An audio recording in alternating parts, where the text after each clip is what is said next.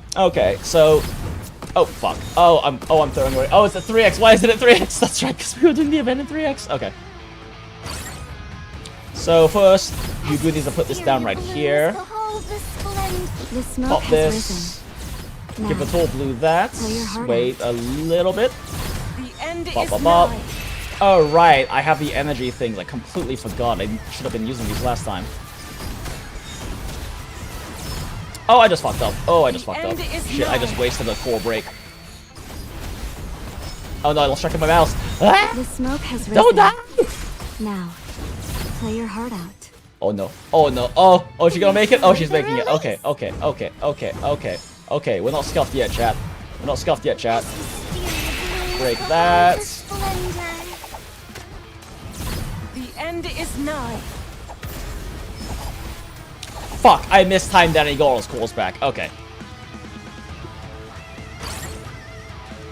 Man, this game is genuinely hard, which is interesting because it has over a 50%, or over a 70% female audience. Now, play your But heart but like, you can straight up brick yourself and not be able to progress story because you built the wrong characters. Like, they give you free to play the characters that can, for the most part, carry you. You might need a bit more mechanics to actually make them carry you compared to some of the other meta characters. But the meta characters also go onto standard banner a few patches after they're released.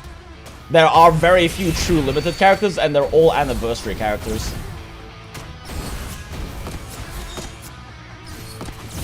Oh shit, you jumped to LL? Oh, that's kind of fucked.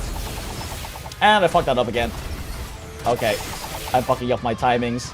And my micro... fuck it, let's just be cowards and run it on... They just added slow mode last patch. And it does make the micro a lot fucking easier. The end is nigh. Break that core, gives us less energy. The smoke has risen. Activate that, keep sustain and damage up. Okay, cool. That gives us more energy to funnel. We'll pop that in there. Then you just gotta wait for... Oh, don't die, don't die, don't die, don't die, don't die. Now. Actually, at this point, I probably should move water a little bit. Shit, I just need a little bit of yelling energy. Yeah, like I said, this is one of the more static teams in the game. Or rather, this is one of the more static stages. I don't have to move much because there is a primary choke point, and that's not really common in this game. Rain is coming. Alright, cool. Cool.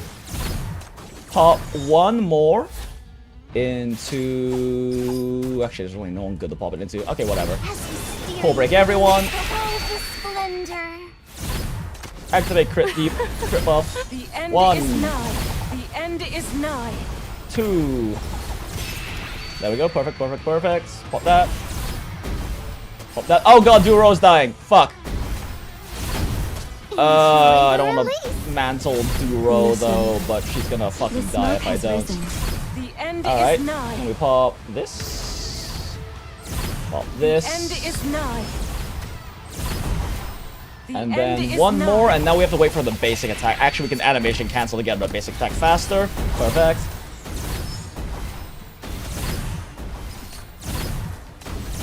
Oh, I'm fucking up my micros so much. This guy's got way too much health left still. Enjoy the road. The end is nigh. Yeah, I'm fucking up my micro really badly. Ah, he got back up. Okay, yeah. That was not sufficient. At this point, we can just do this. Now I have to, like, wait for his stuff to be back up again. For him to go back again. There he is. The end is nigh. The smoke has risen. Now. The end is nigh. The end is nigh. Then animation cancel to get her the basic attack faster. Enjoy the release. Listen. Go ahead and pop crit buff again. Yeah, I fucked it up again. The end is nigh. And then he dies. Okay. Yeah, that was not a good run. What a pitiful sight. So many. So this is basically static hero defense then for the old WC for Warcraft 3 arcade Uncle references. No, this is much more like the actual hero defenses in Warcraft 3 modded maps where you're I actually got score somehow. Where you're actively having to like move around and engage with them. I mean, it is on like a grid basis, right? And like I said, this team in particular is a lot less movement heavy. If I were to run instead... I can't use a physical team here because the physical teams move a lot more. And like I said, this particular map is very... You know what? You know what? Let's do... Which would be a good boss fight? Is the boss fight for here again? Oh, this isn't actually a boss fight. Or is it? Wait, what's the primary enemy here? Shooter, fire. Yeah, no, this is just a shitload of elites. Then again, a shitload of elites will probably force me to, like, actually... Come grab a drink with me when it's done.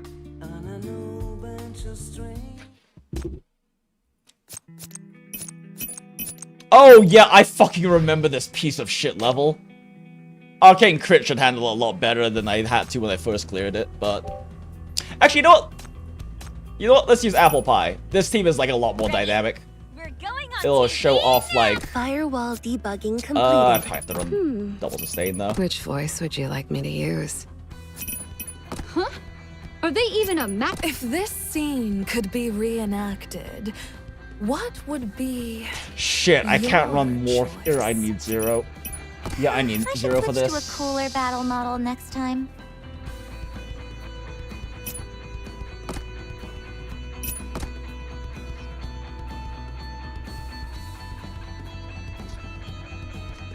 Yes, we get it. The end is nigh. Yeah.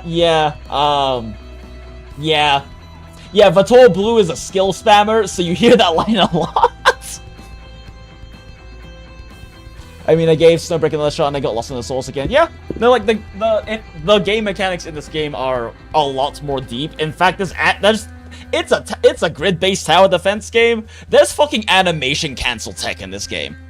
Like, I showed like some very minor ones with Vator Blue earlier, but there is like the free-to-play God tier character Nox is an animation cancel character.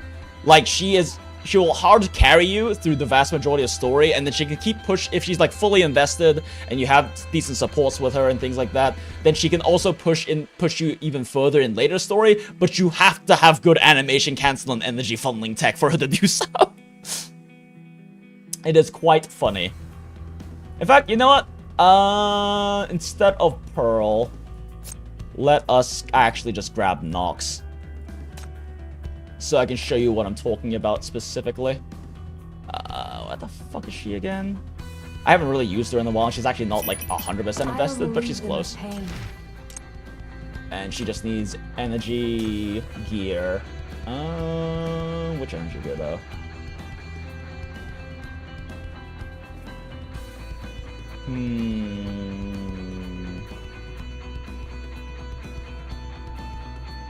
You know what? That one's not bad, sure.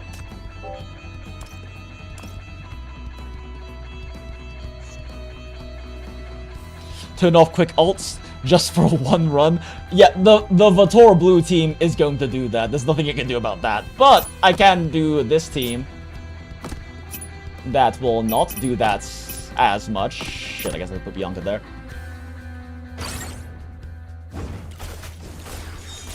The smoke has Actually, risen. let's hold that for now. Now, play your heart out. Go ahead and funnel into her real quick. The smoke has risen. Man. Now, play your So, heart out. this is, so, she is a tank, and tanks typically can only attack the thing that's in their square, so because this motherfucker won't move, she can't hit him. Oh, shit. Dodge. Dodge. Fuck!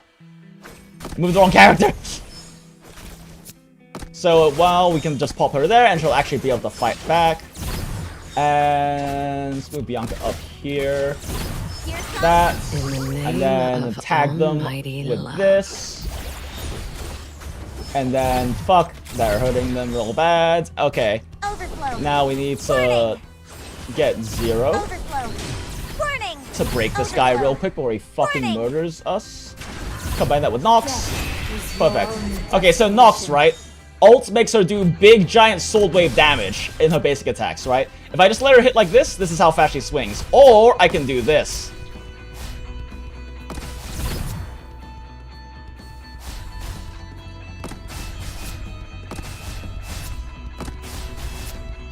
And she attacks about 60% faster this way. This is the kind of animation tech that animation cancel tech that can exist in this game, and that's just like for basic attack animation canceling. There's also stuff you have to. Oh shit! Now, don't die, don't die, please no. Here, we'll stop you there, so you can tank that. Honestly, we can probably just wait at this point and let. Oh shit, she's dying too. Fuck, swap. Do your job and heal better. Now. Play your heart out. Oh, come on. There we go. Let's just get a 3 pop. And then let's go ahead and pop this. Pop this, move her over here so she can start shredding this person. Because we don't really have any form of core break that can do enough for that right now. I'm also running low on moves because of the animation tech. I've only got 15 left, so I have to be careful about that.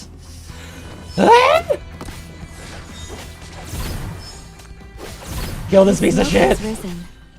Now, play your heart out. Alright, what's the last scary fucking big guy? I know you're coming. Oh, the three last scary big guys, fuck.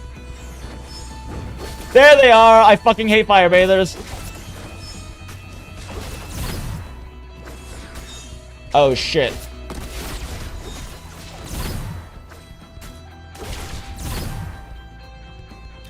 Ugh, need to wait for him to be vulnerable. Surely we can tank until then. Right, there we go. Alright. Pop that. Pop this. Pop this. Breaking news. Shit. Pop this. Pop this. Pop the heal. Pop that. Is your own destiny. Overflow. And then pop that. Break him. Kill him before he can revive. Okay. And then, yeah. Pop up. Okay. Fun elite level. Few close calls, but I do not remember that level at all. It's like double basic cancel tech. That's weird for a group based game. Yeah, and that's like a thing in this game. Like, a lot of the teams don't need to use it. The one you saw me using, Arcane Crit, is the new meta team that only became possible after the last patch, like a week ago. That ended like a week ago for the anniversary that released a new limited center. Like I said, the only actually limited centers in this game are anniversary units. And Ying Ying, and she enables arcane crits to work because she makes it so that arcane centers ults can crit. And then she also does damage nukes in the little area she creates. Every after I think enemies have been hit with skill damage, I think it's 16 times or 12 times. So characters like Vittorio Blue, who her single ults will like land like 20 fucking hits, really like grind out damage in combination. There's also Hestia, who is kind of more the AoE focused one, who does like burn damage and like consistent like tiny ticks of damage with her stuff. But it's more AoE. It's more like AoE mob clearing focused, unless you have her at really high shackles. And she also is like the other main carry you can use instead of Vittorio Blue, and she does not yell. She does not spam talking nearly as much. Remember this game having animated alt cutscenes, or are you being Mandela'd right now? You might be being Mandela'd. That's not a thing in this game. Okay, yeah. Anyway, yeah, just for you, Acid. That's a little look at the gameplay for you. I mean, the writing and the story is really the biggest reason to play this game, but like it is genuinely challenging gameplay. Like I was using like basically the second most broken meta team in the game there, plus Nox, cause fuck it. I wanted to show you the animation cancel tech, and like that still got scary at times. Like I had more than enough damage to clear, but I had all of those characters are full max invested, and they still almost died multiple times with the best healer in the game on them.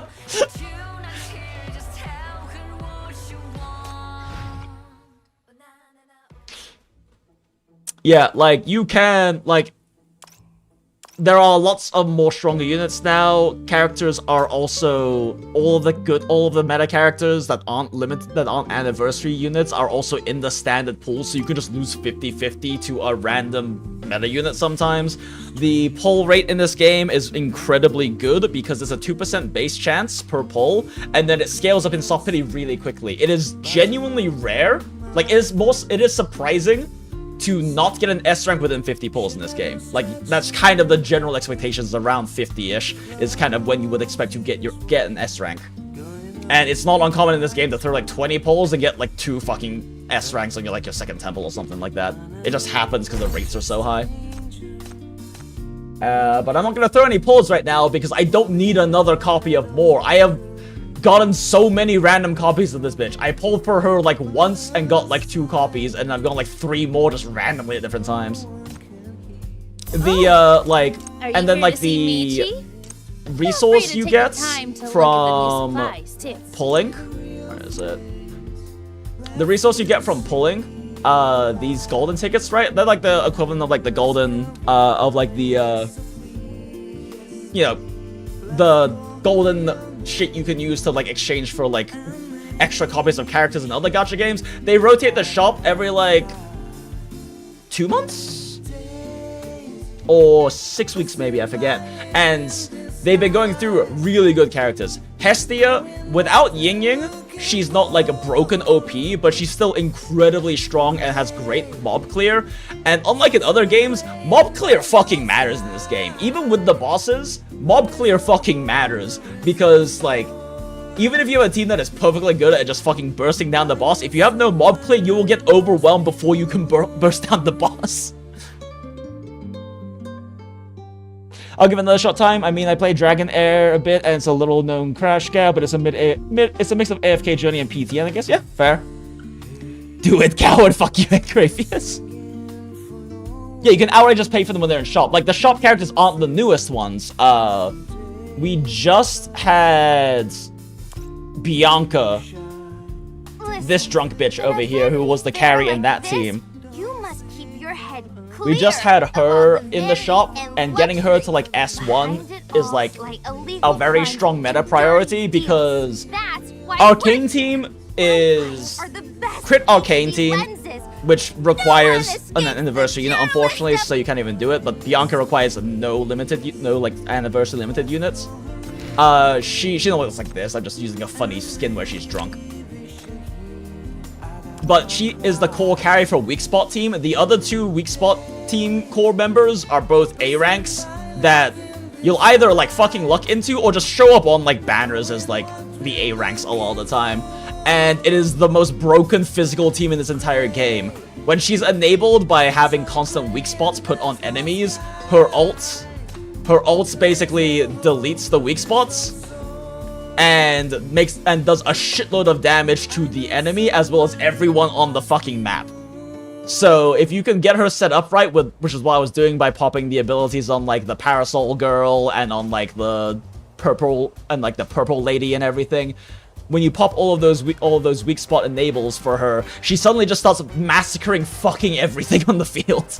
But the problem with that team is it doesn't have any fucking core break, and core break is important. You saw how long it took me to kill that last enemy when I didn't break all 4 of their cores. Like, Bianca has no core break. Sean, who is her A rank, who is also an ASMR like online data character. Matching successful. Personal contact information saved. Hello. Hello. Yeah, she has a whole thing where she... I know it. My real voice only returns online phone dates people exclusively and has lots of romances with them and has never met any of them in person. And then Golan normally looks like this. She's a syndicate gang boss turned trying to not be a gang boss anymore and change her life, but it keeps creeping back up on her and she can't stop being a gang boss kind of character. But yeah, these two enable weak spot, and then with that plus Bianca, you just do shitloads of damage, but none of them can core break. Golan can core break once, like one time. She can core break, oh sorry, twice. She can do core damage, but there's a 10-second cooldown between it, and that's with her ECB. This is like a special extra ults or extra thing you get at endgame for the character. Why the fuck is my Golan's Crime Brand only level 1? Wait, what the fuck? I have 70 of these. I'm throwing. It doesn't do much difference. It makes her do a tiny bit more damage, or why isn't it maxed out? So that means and on top of that, Sean technically heals, but she's really shit at healing. So you can do more high damage runs and technical runs with only Sean as a healer, but you better be really good at repositioning and microing character positions so they don't just fucking melt from like endgame enemies, because she does not heal a lot. And she only heals a lot when like the Bianca burst damage is happening as well. And then, so you have to work in, like, probably another healer, and then you also have to work in, most likely, at least probably 2 solid core breakers, but also Golan's the only tank, and Sean and Bianca are both incredibly squishy, and basically every healer in the game is incredibly squishy too, so you might need more frontline characters as well, and it makes the team building really tight, because the core 3 do a shitload of damage, but they don't have much core break, which is really important in this game. I see Umbrella, I'm sold, let's go. Poor Hedgie is going to be cooked, roasted even when I put her into this game, smile. Wait, Hedgie? Teji a friend of yours? Not familiar.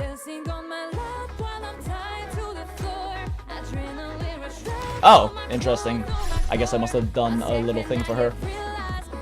Macchiato is the true free-to-play healer because she's a B rank, and she basically marks things, and when teammates hit the thing, they heal a little HP.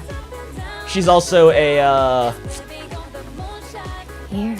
completely normal bank teller, like bank lady, who definitely does not have very certain bedroom behaviors and very certain side gigs that she is well known for, you know. Definitely not. Nope. Yeah, she's the true free-to-play healer. If you do reroll, which you don't really need to, but like if you were to reroll, the most important and really the only at this point truly good 1.0 S rank is Hamel, because she's the second best healer in the game. Duo is the only one that's really beaten her in that regard. And even then, Duo doesn't necessarily heal as much consistently as her, and she has damage amp built into her kit as well. It's just that Duo can do a fuckload of AoE damage with her ultimate, and she can revive people too, which is neat. I mean, generally, if you have to revive, reset because you fucked up, but there are certain support strats that utilize the killing and reviving. God damn, this pops. Yeah, the fucking music is great. This is the music from Cabernet's event, who is a gourmet who likes eating really, really nice things and also wants to eat Chief. Don't worry about it. But in her debut event, like, it starts off as this, like, fucking, like, killer spring break kind of, like, summer pool party. So this is the music playing, like, during the event because it's, like, just this hype, like, rich person's pool party that a bunch of non-rich people won lottery tickets to get into sort of shit. Music in this game is really good. And there's a whole bunch of different music for a whole bunch of different tastes, too. Like, that's some of the more poppy stuff. Oh, wait, no, I'm fucking stupid. That's Joyride. This is the one I was just talking about, King of the Party. This is the one for Cabernet's event. What was Joyride for again? Fuck, I don't remember.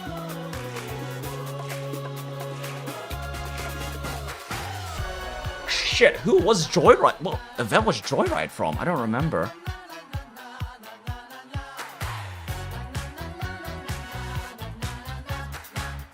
There's a reason why I made us. There's a reason why I made Asti not using the meta stuff. My Asti just nukes everything she hits. Let's go. What's up with all these gachas with insane goddamn music? Even the latest MTE trio, I'll fucking play it a bit just for the music alone. Yeah. So that's kind of been an interesting thing with like the evolution of gacha, because back, I don't know, probably like 7, 8+ years ago, roughly. Even up until like more modern times, gacha had a lot of a reputation of being shit games with gambling and like hot waifus attached to it and husbandos attached to it, right? There wasn't much gameplay, it was mostly just like gambling for PNGs that you liked. And then some of the gacha companies started taking advantage of the predatory monetization to invest back into their products. And one of the areas a lot of the gachas put that into is music and voice acting.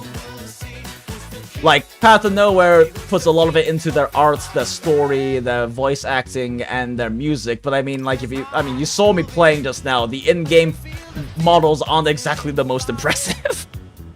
Right? Like, the in-game models aren't the most impressive or anything, but, like, they have beautiful illustrations, they have beautiful cinematographic moments. They'll just have, like, really sell, like, this is a visual novel style game at the end of the day, right? They're just going up there and talking for the most part, but they'll have, like, these illustrations that pop up and you're just like, god damn, this hits right now. Look if there's any... Oh, I have a new Libram? Oh, right, because I go for Thor Blue. Let's go.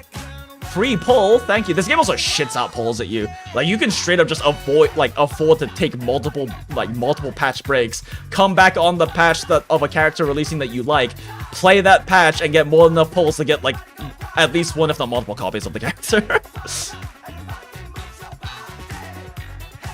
Let's see, is it Special Operation? Oh, yeah, it is. So, like, let's see, there is one moment in here.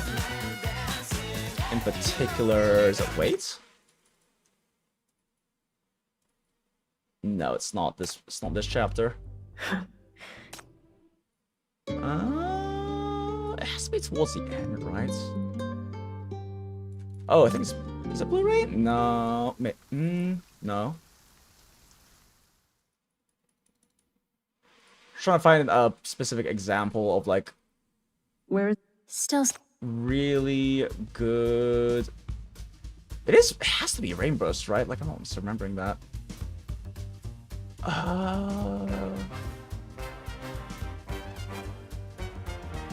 Maybe it is for sure. This is a luxury East Side villa. The assassin is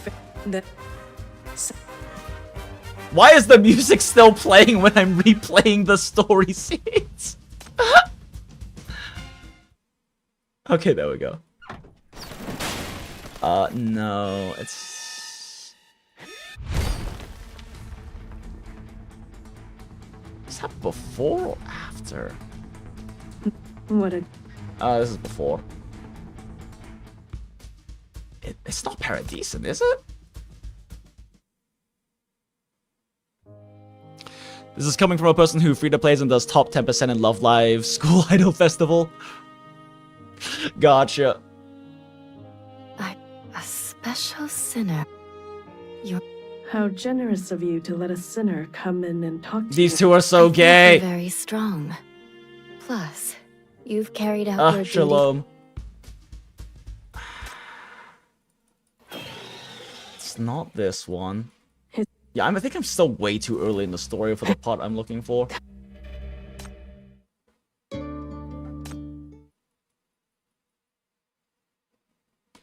Is it right here? I think it might be right here.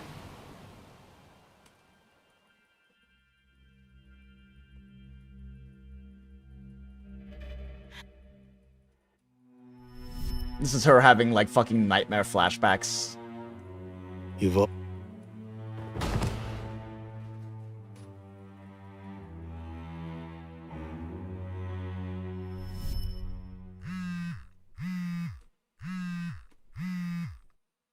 Like, a lot of these visual novel style games will just have the visual novel talking parts, but they work in a lot of illustrations into this. No, it wasn't that one either.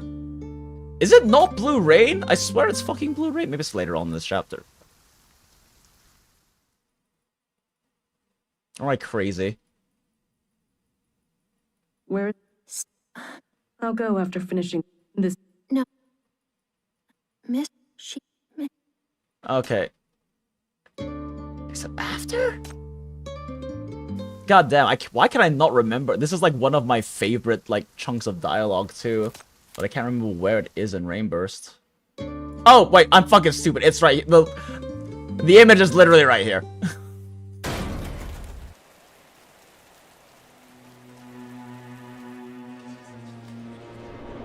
Mania follows no rules. It distorts all rules, and is beyond human understanding. The FAC has the Thank only you, thing very that can German-coded stand voice against man, Mania. who is definitely not evil. Are you sure you want the... You have to put it that. Save your sophistry. You don't care about her loyalty. As long as you live, her soul will never know peace. What is this about again? You're rebellious, a bright... I just want to skip part to a specific part. But Rainburst here is like hands down one of the best storylines in Path to Nowhere, and it's also very, very toxic lesbian.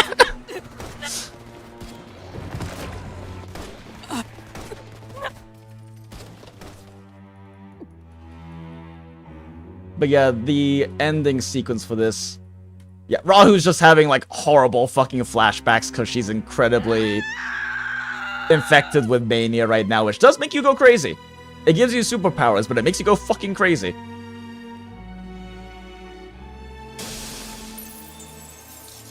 Turn off. Such an intense mania reaction.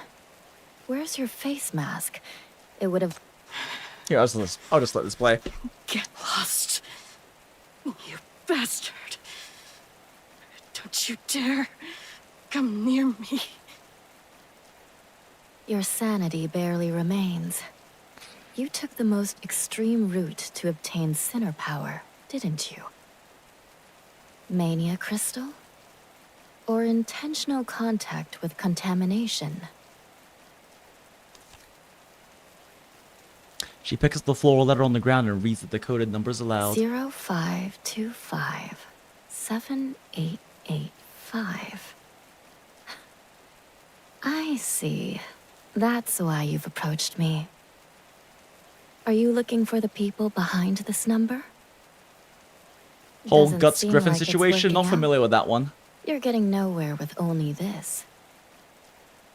Come with me, Rahu.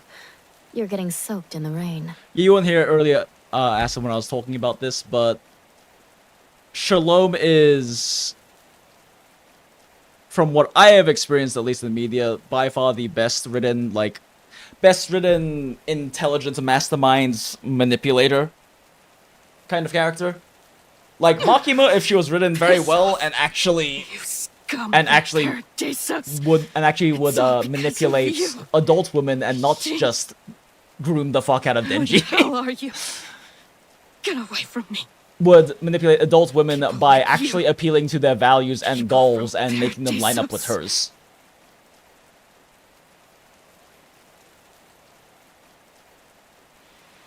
Shalom's forearm is slightly bruised and her shirt is splattered with mud and drenched in rain, but she doesn't hurry to hide from the rain, doesn't so much as shift her gaze. After a moment, Rahu hears that soft voice again. Rahu hears a barely audible snicker. I know. Protecting me isn't part of your FAC mission. You only approached me to get close to Paradisos. For your Paradisos is revenge. the Illuminati, basically. You're a terrible actress.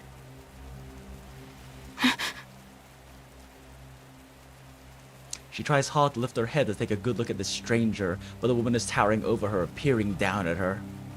You're a failure of the FAC and a lost Avenger.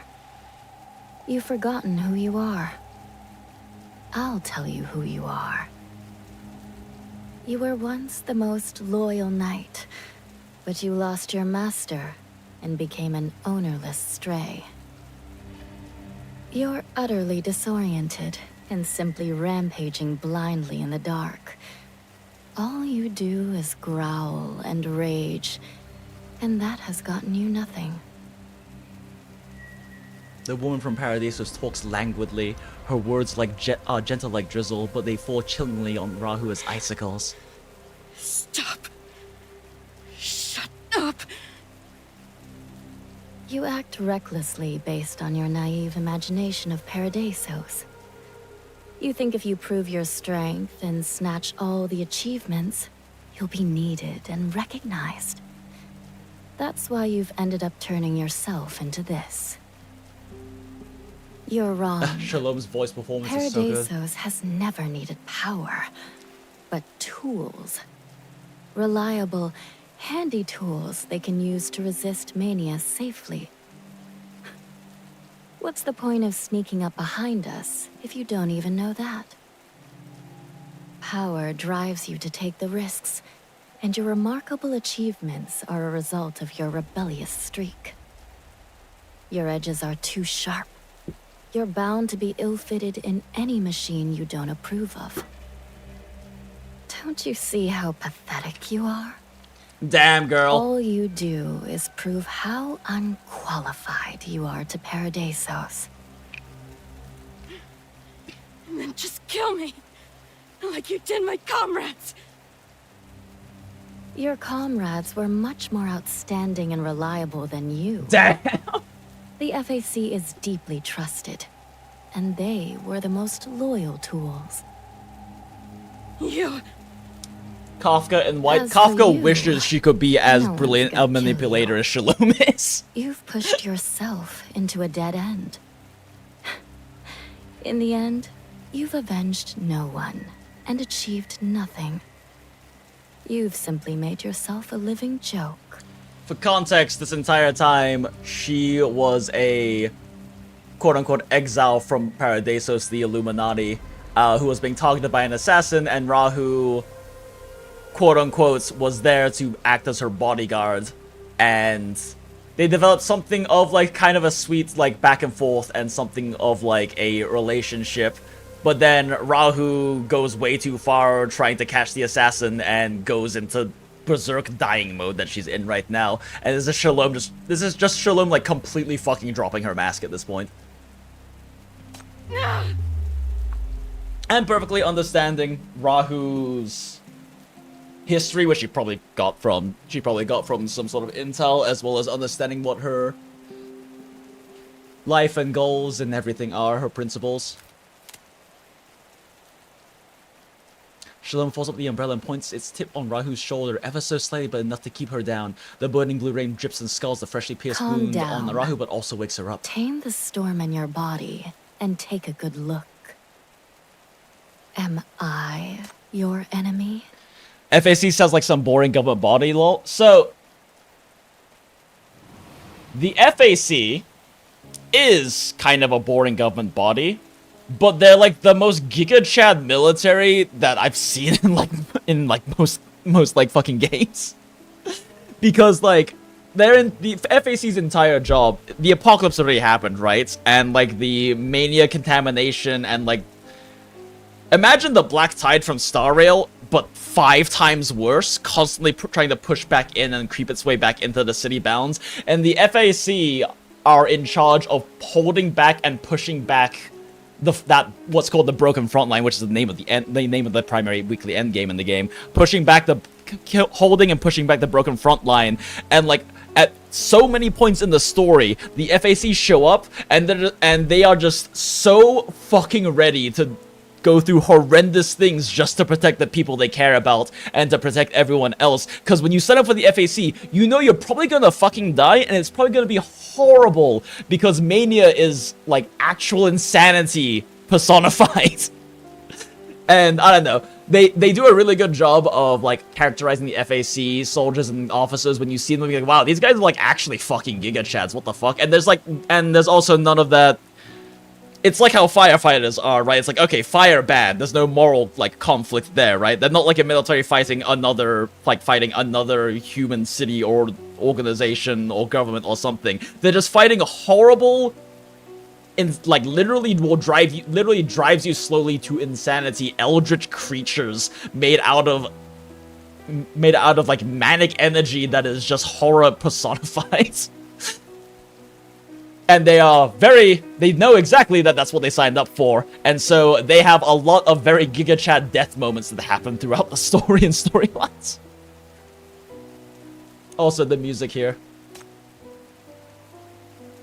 On her bare skin, scarlet scorch marks emerge vividly among the abundant scars. Compared to Rahu's, the woman's scorch marks are evidently weaker. Ashen-faced, she seems to be on the edge. Just like mine. This blue rain is a thing that artificially happens to clean away mania contamination. So that's why there's scorch marks, because they're both sinners who have pushing it too far. Have mania powers. The ladies from Paradisos. How can we let a sinner go near her? Their attitude towards mania is crystal clear. Times are changing. I lack the ability to protect myself, so I am very glad that you're here. No power, no background. A frail body, and not even a family member to seek help from. And that's why Paradisos chose her. No one will care if she dies. That's why they banished you. Not banished. Used. In Paradisos, to be used means to be trusted. My power is not as strong as yours, but I've accomplished every mission assigned to me. As a sinner, I've won their trust. As bait? As a tool. As insignificant as me, I'm an excellent tool now. I can open up a genuine path into Paradisos for you. Be my tool. Let them use you and trust you through me. I'll be your way into Paradisos. What are you talking about? I want revenge. I can't take orders from you.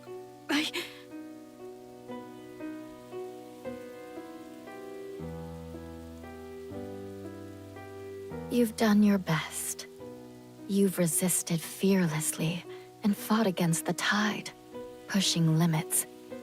Finally, you've made your way to me. Good job.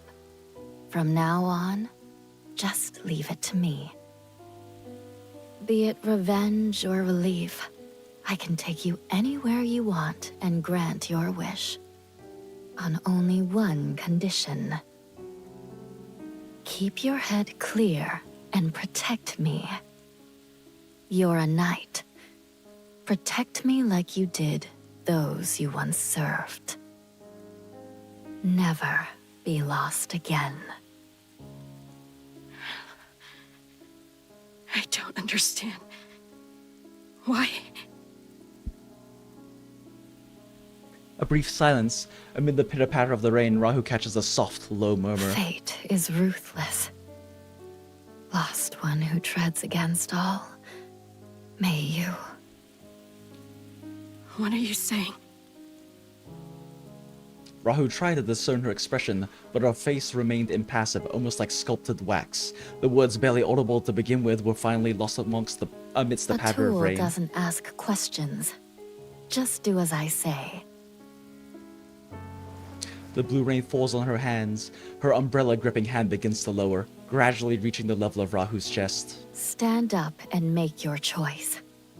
This is your only chance.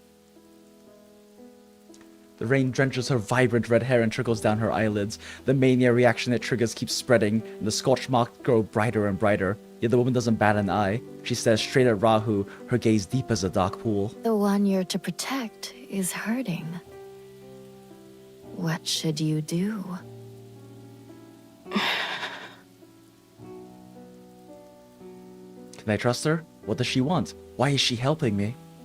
A storm of chaotic thoughts sweeps past Rahu's brain, and she struggles to find a firm answer. But as if her body has its own mind, her hand reaches out to the umbrella. The blue rain hits her bare skin, but the pain wakes her up. Finally, Rahu takes the umbrella, opens it, and takes a step toward the woman. I've only ever wanted to serve one person. And she's no longer alive. Yes, But they I are need you to holding realize hands. Your promise. I forbid you from dying. With your protection, I'm not dying anytime soon. Rest assured. This time, Moonlight Sonata. you can do it.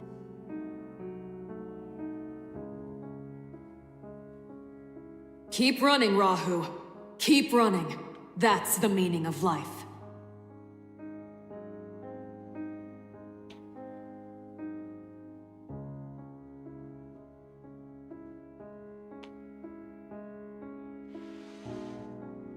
Oh, I think that's the end of the story there. But yeah. Good sequence. And towards the end, I think they definitely do a very good job using the illustration and the atmosphere to sell the scene. PGR off topic. I'm starting to feel like the lack of 6-star memory shards. Is it worth using leveling and using 5-star memory supports on sports? Ideally, no. And like 6-star memory shards aren't really an issue because you can just buy every 6-star memory in the simulated battlefield shop. Which, if you're not pushing story, that's where all of your stamina should be going, is to the simulated battlefield, the resource shop, and then you just use the currency in there to buy the 6-star memories you need. Like, if you have no other choice, you can use some 5 stars, but like, it doesn't, you can just burn a little bit of stamina or stamina items at the simulation shop and just buy all the exact memories you need. It's pretty much the main way you get memories in PGR. And you used to have to, like, You used to have to like hit a pretty decently high commandant level to have access to that, but then this last patch they just kind of said fuck it and removed all of the old resource stages, and it's just a simulated battlefield now. So you just do that and then you buy the things you need, the memories or the resources or whatever you need, like from the shop.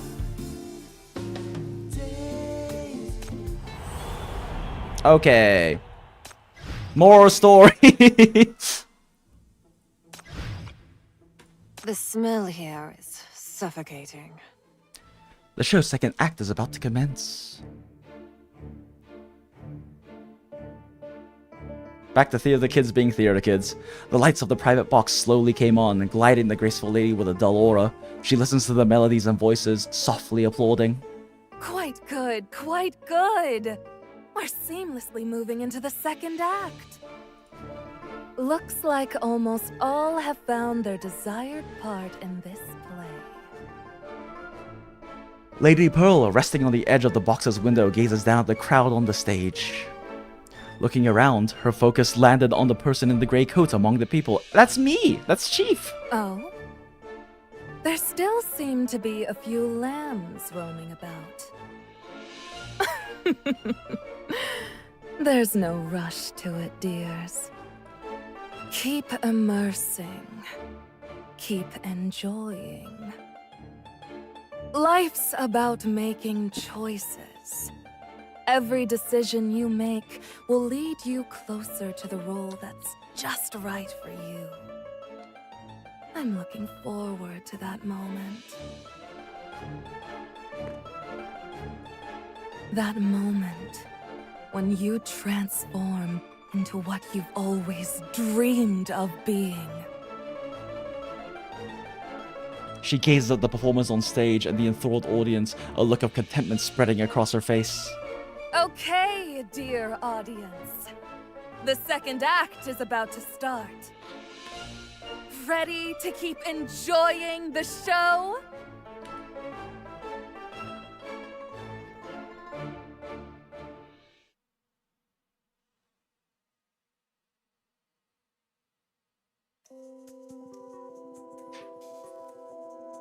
Miss Luvia Ray, so you're going ahead with the press conference tonight? That's right. The moment the bell tolls 5 times, the press conference kicks off. This soon? Have you guys got your evidence and presentations all lined up? Our journey testifies to our struggles. We are the living embodiment of injustice. Luvia Ray remains in front of her fellow escapees, addressing the press. Everyone, please come and witness the moment we clear our names. We must be so close to the moment that all the shit gets fucked. I can taste it, it's coming up on the wind. With that final line, the curtain draws to a close and the audience begins to file out through the gaping hole left by the explosion, buzzing with excitement over the show. Wow, that dance was awesome! And the singing was top-notch too! Seeing it firsthand truly makes a difference. Got it. It's etched in my mind. The moment the bell tolls 5 times, that's when we prove our innocence. Come on, let's move. We've got to catch up with that woman in charge. I'm not missing the next act. Spectators begin streaming in the direction where Luvia Ray vanished, with a few glancing back to hurry you along. Come on, hurry! If you stay, the guards might toss you back in there. Teaming up to follow that lady in charge is one thing, but acting? Sorry, that's really not my cup of tea. I'm gonna have to say no as well. Thinking back to when she was encircled and teased by those prisoner girls, Ignis edges behind you, gulping apprehensively. Shame, really. I mean, imagine being falsely accused, and then the rush of clearing your name. It must be quite a thrill. Who the fuck are you? Totally! I just love seeing their faces, a mix of surprise and guilt. The two spectators shrug and don't push it further, leading you all towards the curtain. I thought behind this curtain was just backstage. Nope. Looking around, you see a T-shaped road cutting across the stage, flanked by buildings of different heights, stretching into the background. Drivers at the wheel lean out to tell you and Ignis to step aside, and right there on the streets, a newsboy is continuously hawking his papers. Mind your step, miss. A chef carrying a tray of oven-fresh bread walks by Ignis. The inviting scent of warm, buttery, sugared bread drifts under your nose. Incredible! The set transformed instantly. Just like a magician's trick. Ha ha ha, there's no mania powers at work here, what do you mean?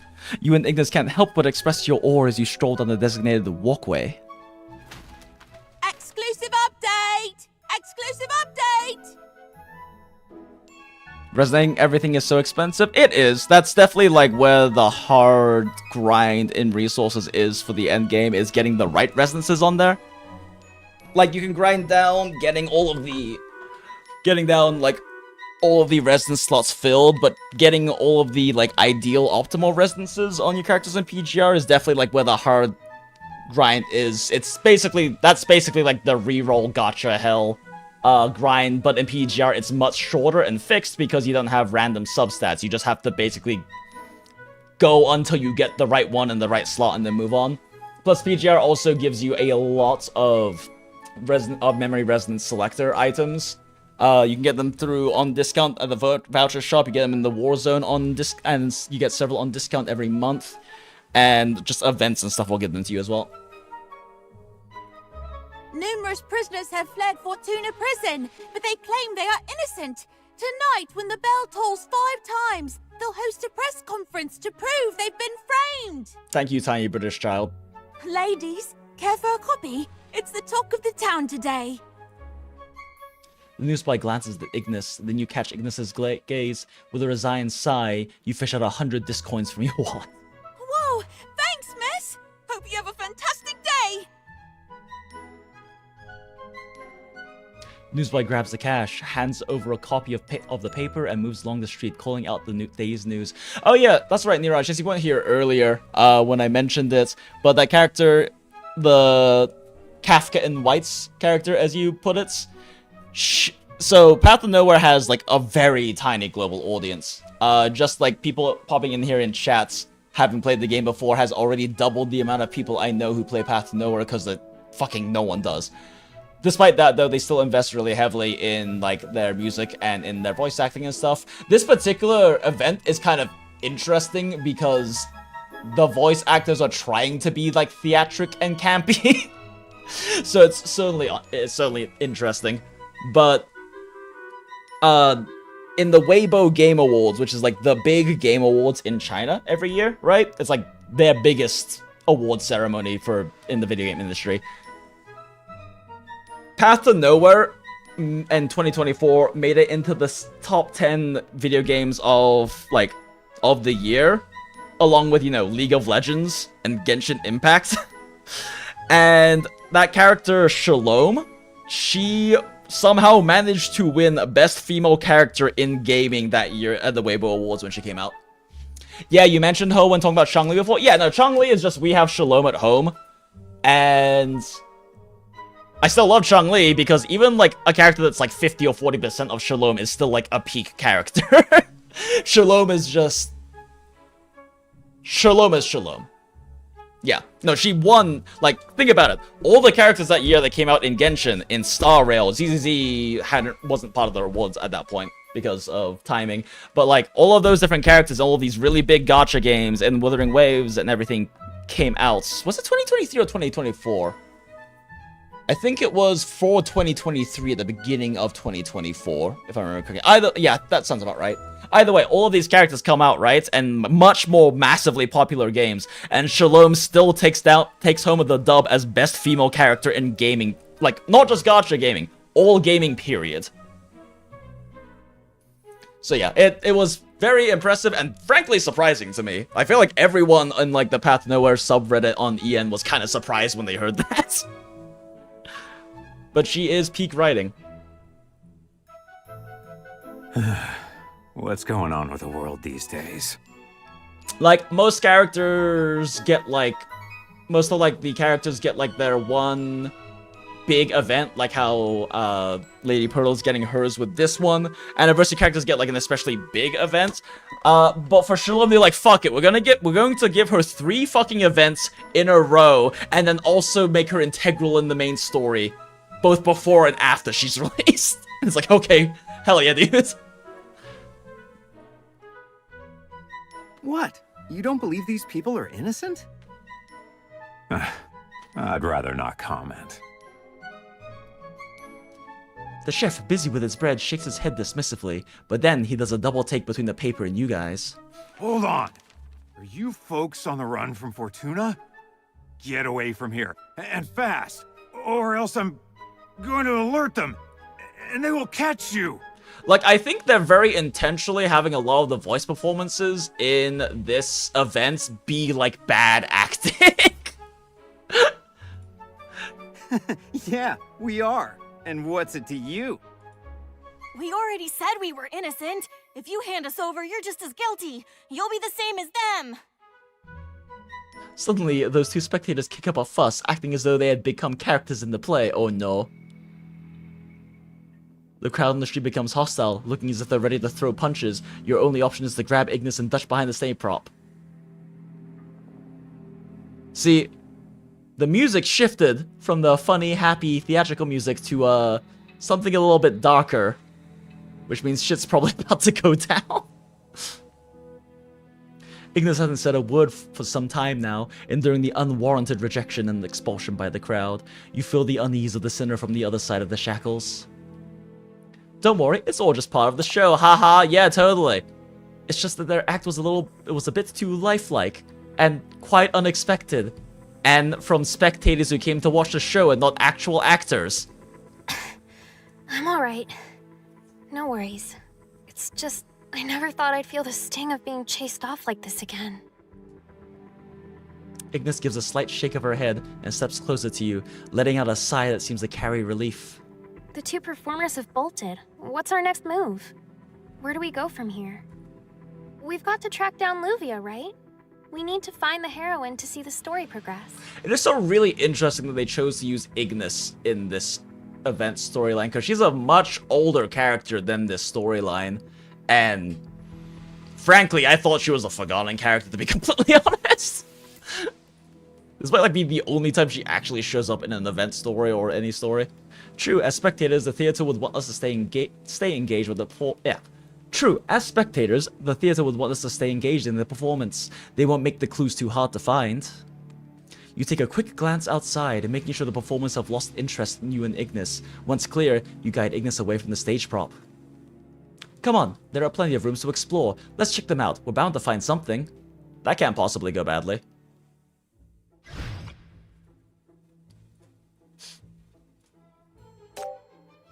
What is the... do I have to do the drama levels? Oh, I might actually have to do the drama levels then. I was hoping to not handle them until later in like a hall, but sure. So they all seem to be like tiny little unrelated side stories. At least not here. As you walk towards the stage, you step on something. You bend over to pick it up and find it's a newspaper. The year is before nightfall. The headlines talk about the play being performed, which has attracted a huge crowd. Just as you're about to take a closer look, you hear a rush of footsteps on the stage. The door to the set is pushed open and someone bursts in with a newspaper. The playwright sitting by the window looks up. Sir, you've made the headlines. Listen to this review. The play, After Nightfall, showcases extraordinary imagination and creativity. The protagonist, known as Chief, is groundbreakingly held up. That's us. Indeed, After Nightfall signifies the maturity of the theater industry. In the future, it will undoubtedly become a gem in theatrical history. Let me see. The playwright snatches the newspaper, his lips and eyebrows trembling. I've made it! I finally made it! I made a masterpiece. I'm a great playwright. The playwright wipes away tears, bouncing around the room like an immature student. You're truly amazing. Mania, NBCC, Chief, it's all so interesting. How did you come up with such a world? Wait a second. The playwright modestly touches his head. Cough, I just had a dream like this one day. I also dreamed I was a student in the future world. No matter how I tried, I couldn't get into the art school. In the end, I had no choice but to set up an array in the theater to pray to the ancestors. Oh my, how can you possibly be such a nobody? On stage, the assistant continues to flatter the playwright. Offstage, Ignis tries to keep a straight face, but her shoulders can't stop shaking. She waves the newspaper, signaling you to look. Interpretation of the role of Chief. Exclusive interview. Why did Burp design the Chief role? NBCC's Chief kindles theater passion. You look at the newspaper, then at the stage. Turn your head to look at Ignis. Point at yourself. Me? Aw. Huh. I wonder, so all the drama 1 parts we didn't actually go through yet were like little side stories. I wonder if this is like a storyline actually including the characters in the event story or not. The wind is blowing so gusty on the stage, almost making you unstable. Fortunately, there's a small firewood room not far away with a warm light on. Jesus, let me get some water real quick.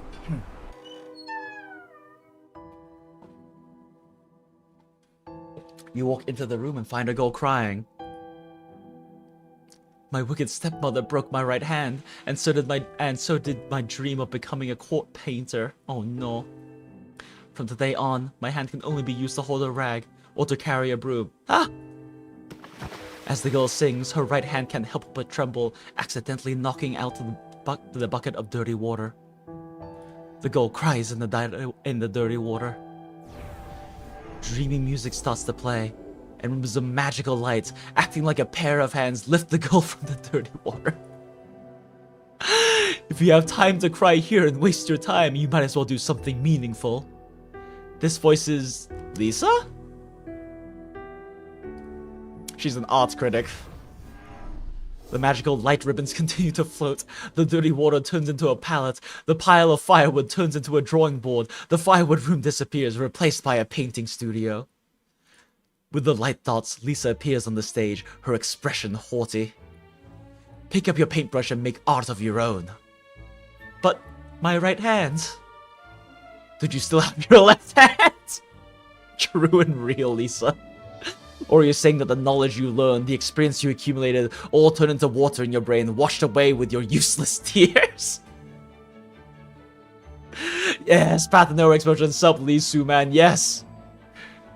Starting today, I'm a little sad I didn't actually stream this, like, during the anniversary events last patch, because that would have been, like, peak streaming, since it was, like, it was such a cinematic and anniversary event, but this is still funny. Starting today, I will teach you how to paint with your left hand. However, if you can only paint garbage in the end, on the day of the court painter's exam, I won't provide you with a pumpkin carriage to the palace. What the fuck is with these goddamn acid dreams that are going on as a side story? Lisa waves her magic wand. Several pieces of paper flutter from the sky and fall in front of the girl. One of them falls into your hand. Start practicing. Don't expect an easy life as my student. You look at the paper in your hand. It's more like a small note than a sketch paper. You can't make out any words or images on it. It seems like a small piece has been cut out from a complete pattern. What the fuck are these side stories? Okay, let's continue on. The invaders surge in, prophesizing the end of days and what happens today. Where? Corruptors? Monsters! Don't try to escape! Oh, hi Wendy, what's up? Holding the strange notes you discover hidden behind the door, you and Ignis return to the streets. The street is as busy as ever, and yet among the hustle and bustle, you can't help but notice several new faces, probably recent spectators blending into the crowd, each embracing their unique parts.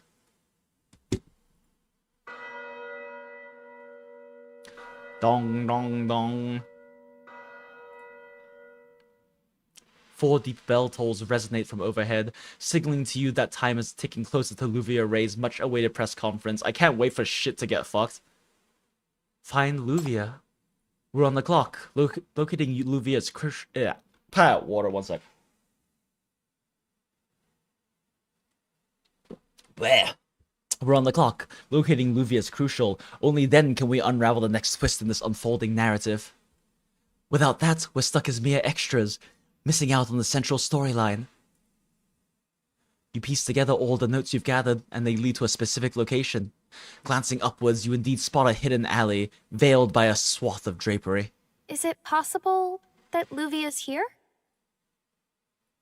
You look at the clue in your hand, a hint of concern etching your brow.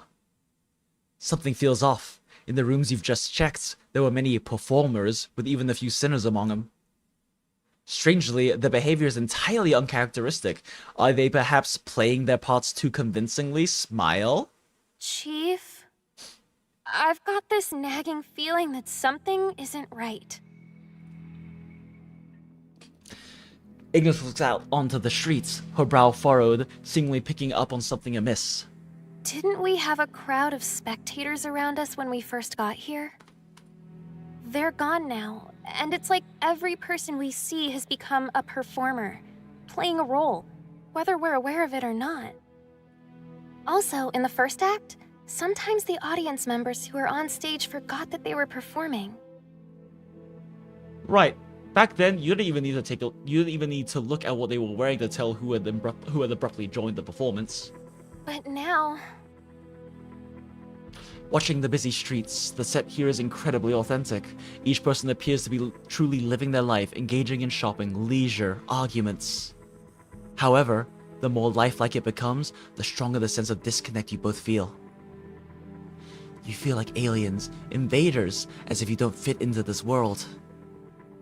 Is this what Lady Pearl meant by the extraordinary, incomparable theater, where each person gets to pick the life they've always wanted to live? Where everyone can find the most fitting role for themselves. Yet, there's something off about this play. It's unnerving. Could it be we're still searching for our destined parts? What happens if we end up never finding them? Could we end up just like before, being chased? No, that's impossible. What if all the spectators become performers? Who's left to witness this extraordinary play? Ignis, anxiously nibbling her lip, receives a reassuring pat on the shoulder from you. Don't worry, you're not alone in this. I'm still just a spectator without a script too. Any problems arise, I'll protect you. With my weak and frail body and shackles that only work on sinners. Seeing you arch an eyebrow trying to look cool, Ignis huffs and averts her face. I don't need your protection. I'm the sinner here. It's obvious that I should be the one watching out for you. She can just make fire and meteors happen. Although Ignis tries to look calm, her ears, however, now reddening beneath her fiery hair, give away her secret thoughts. Relax, it's unlikely anything will go wrong. Sure it will. Sure nothing will go wrong in a Path to Nowhere event storyline. And if we're worried about losing our way in the script, we've always got Luvia to turn to. You flick the notes in your hand and start walking in the direction written on them with Ignis. Luvia is the star Lady Pearl handpicked herself. Find her and we'll have the playbook for what comes next. What's there to worry about? Everything will be fine.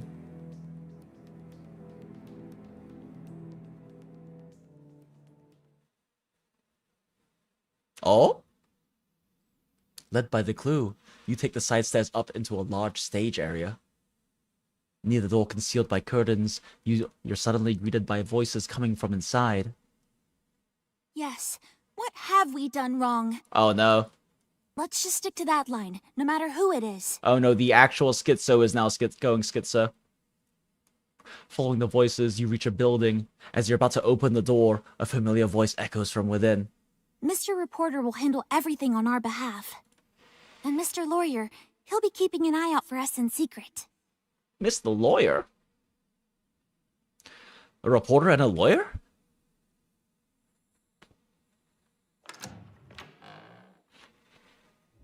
Opening the door, a wave of soft music flows out. There, in the heart of the hall, on an opulent seat, is Luvia Ray poised elegantly.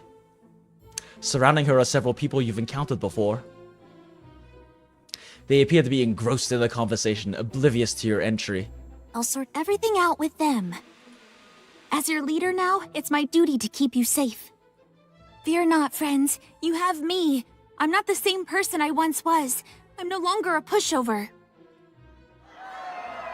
Luvia Ray speaks with such conviction that it sparks a wave of cheers. Surrounded by admirers, the spotlight shines on her wherever she goes. This level of confidence is new to you, as is the stunning acting talent she's now revealing. Yeah. Holy shit, girl isn't hamming her lines. It's almost like you're seeing a stranger. Luvia? Or perhaps Ray? You tentatively call out to Luvia Ray. She swiftly turns her attention to you and Ignis.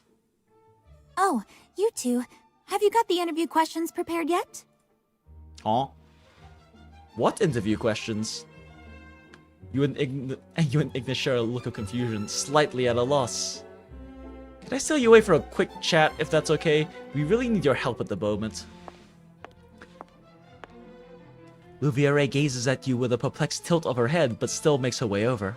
If you're stumped with the writing, just consult Mr. Reporter. He brought you two along as assistants out of goodwill, after all. Aw. Getting to work on big news stories as an assistant? That's a once-in-a-lifetime experience. Huh? So, are we supposed to tag along with Mr. Reporter next? But... Luvia Ray interrupts you, gesturing to the reporter engrossed in his own work. If you're nervous, just stick to the script Mr. Reporter wrote. Huh? Luvia Ray grabs a pile of papers from the desk, handing them over to you and Ignis. Have you got enough clothes over at Fortuna? Have you got enough food over at Fortuna? Try to have a tearful look when you ask questions, okay? You guys can pull that off, can't you?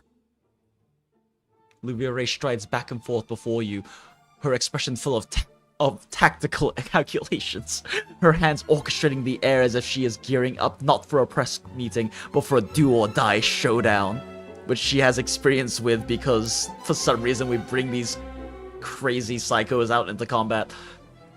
So we're expected to put on an act? You think to yourself. Also, Luvia Ray being, like, the free-to-play magic damage carry that actually is very strong if you do animation cancel tech.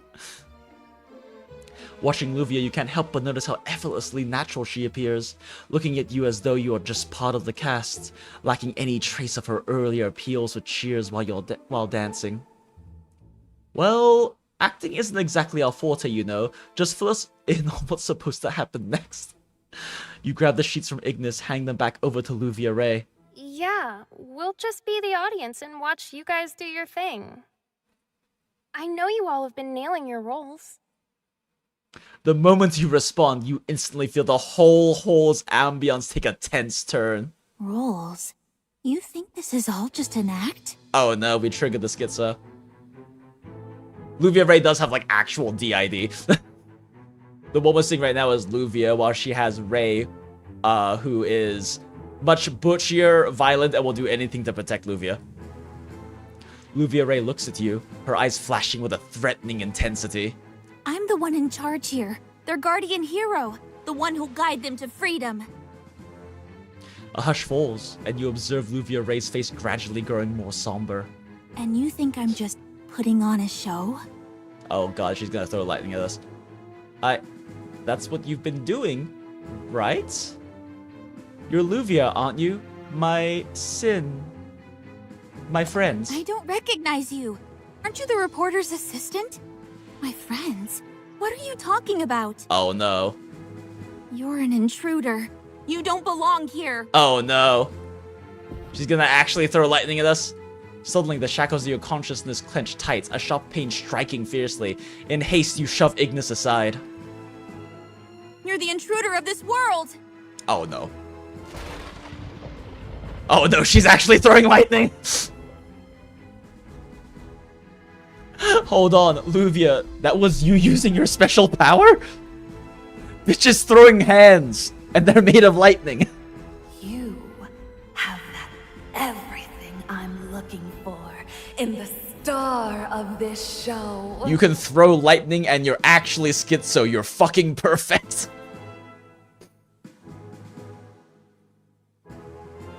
This is my ability. I'm the heroine, chosen by the story itself. I won't let you interfere. Luvia, what? Have you forgotten who we are? Wipe them out! Oh god.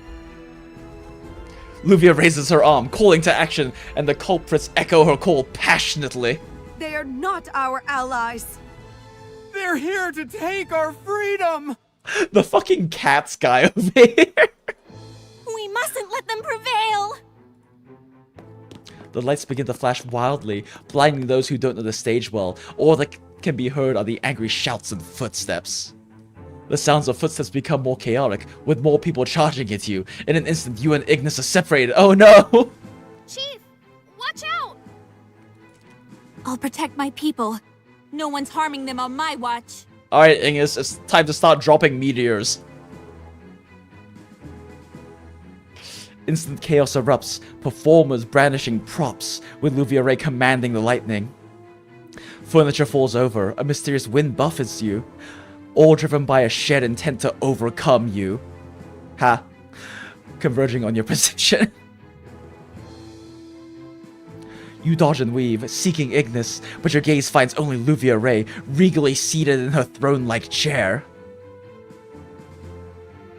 I am at chapter 12 in PGR, and what the fuck, are we the bad guys? Isn't morality relative? Thanks for not spoiling, but morality is relative. The factions and politics in PGR get pretty interesting.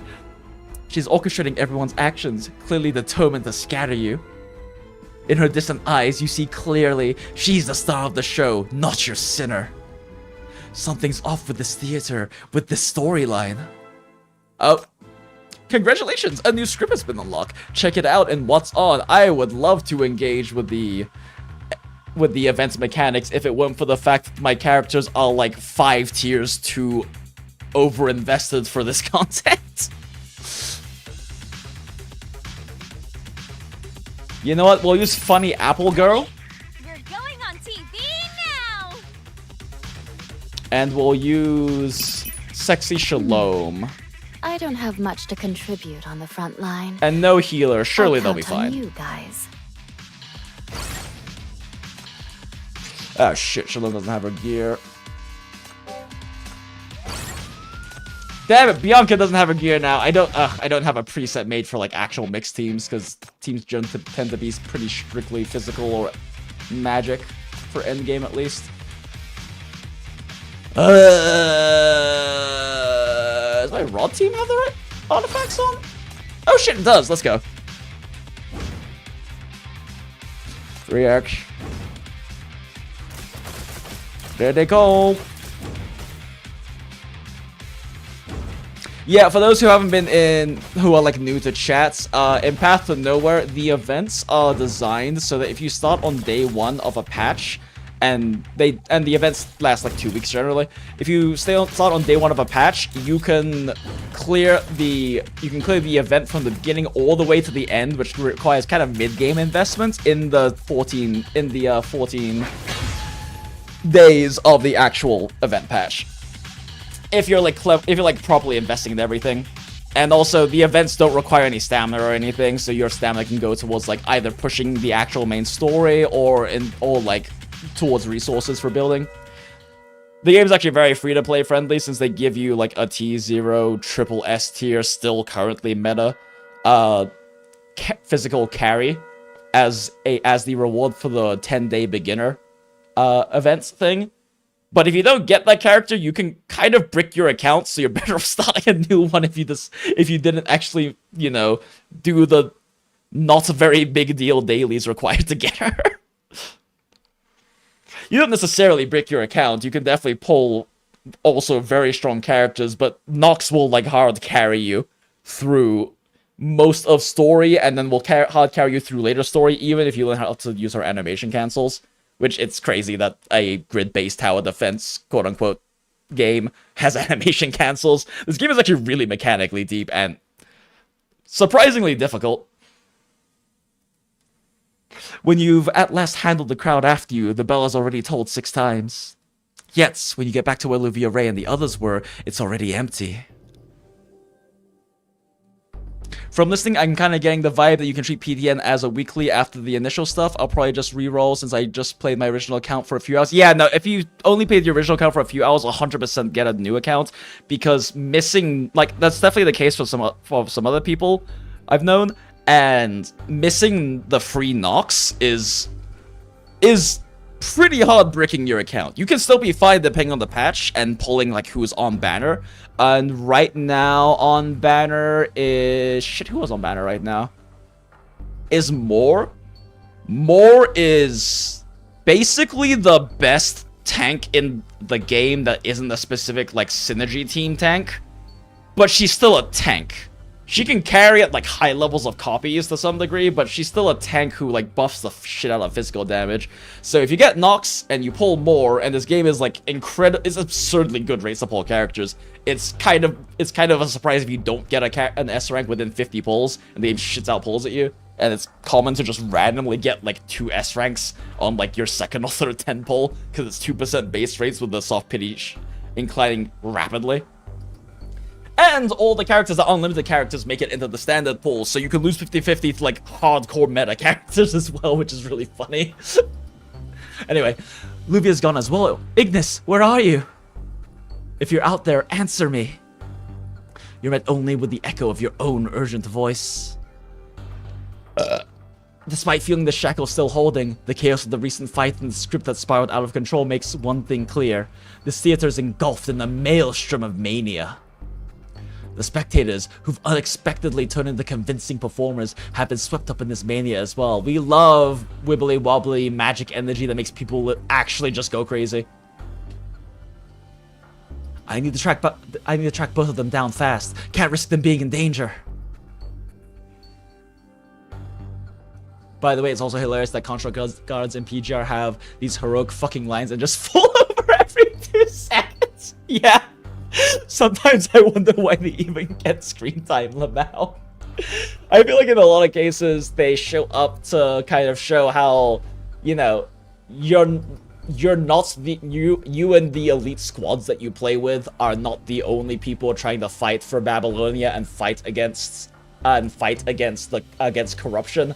The energy corruption and all that, not like, you know, politics corruption, but it also happens in the plot. But so a lot of the times they're trying to show that there are these other foot soldiers, like boots on the ground, trying their best, and like you said, they have like heroic fucking lines, and like they're trying, but they just aren't elites like the people that are in your squad and the people that you play with as the characters. And yeah, they want to do what they can to protect the people they care about and protect the society they're from, but they can't because they're weak little shits that fall over every 2 seconds.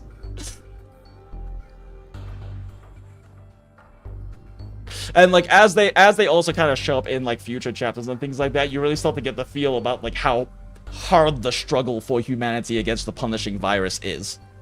And it kind of really sells that like post-apocalypse thing going on, I guess. This kind of reminds me of the way Valkyria Chronicles' way of showing foot soldiers lore. Yeah, fair. You resolve to head back to the streets you've been on earlier. Maybe there are some leads on what comes next in the script. Surely a better bet than blindly searching for someone in this colossal theater. Everywhere you look, there's no sign of a backstage, no staircase to step off the stage. Luvia Ray has already become deeply absorbed in the script, and Ignis seems to have been affected by the theater's atmosphere as well. If you don't find her soon, she might also get entangled in the script.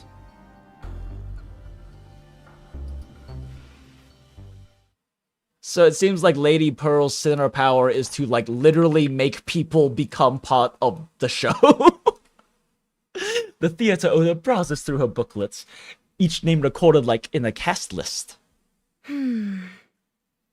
Everyone has pretty much found it. The life they yearn to live through the script.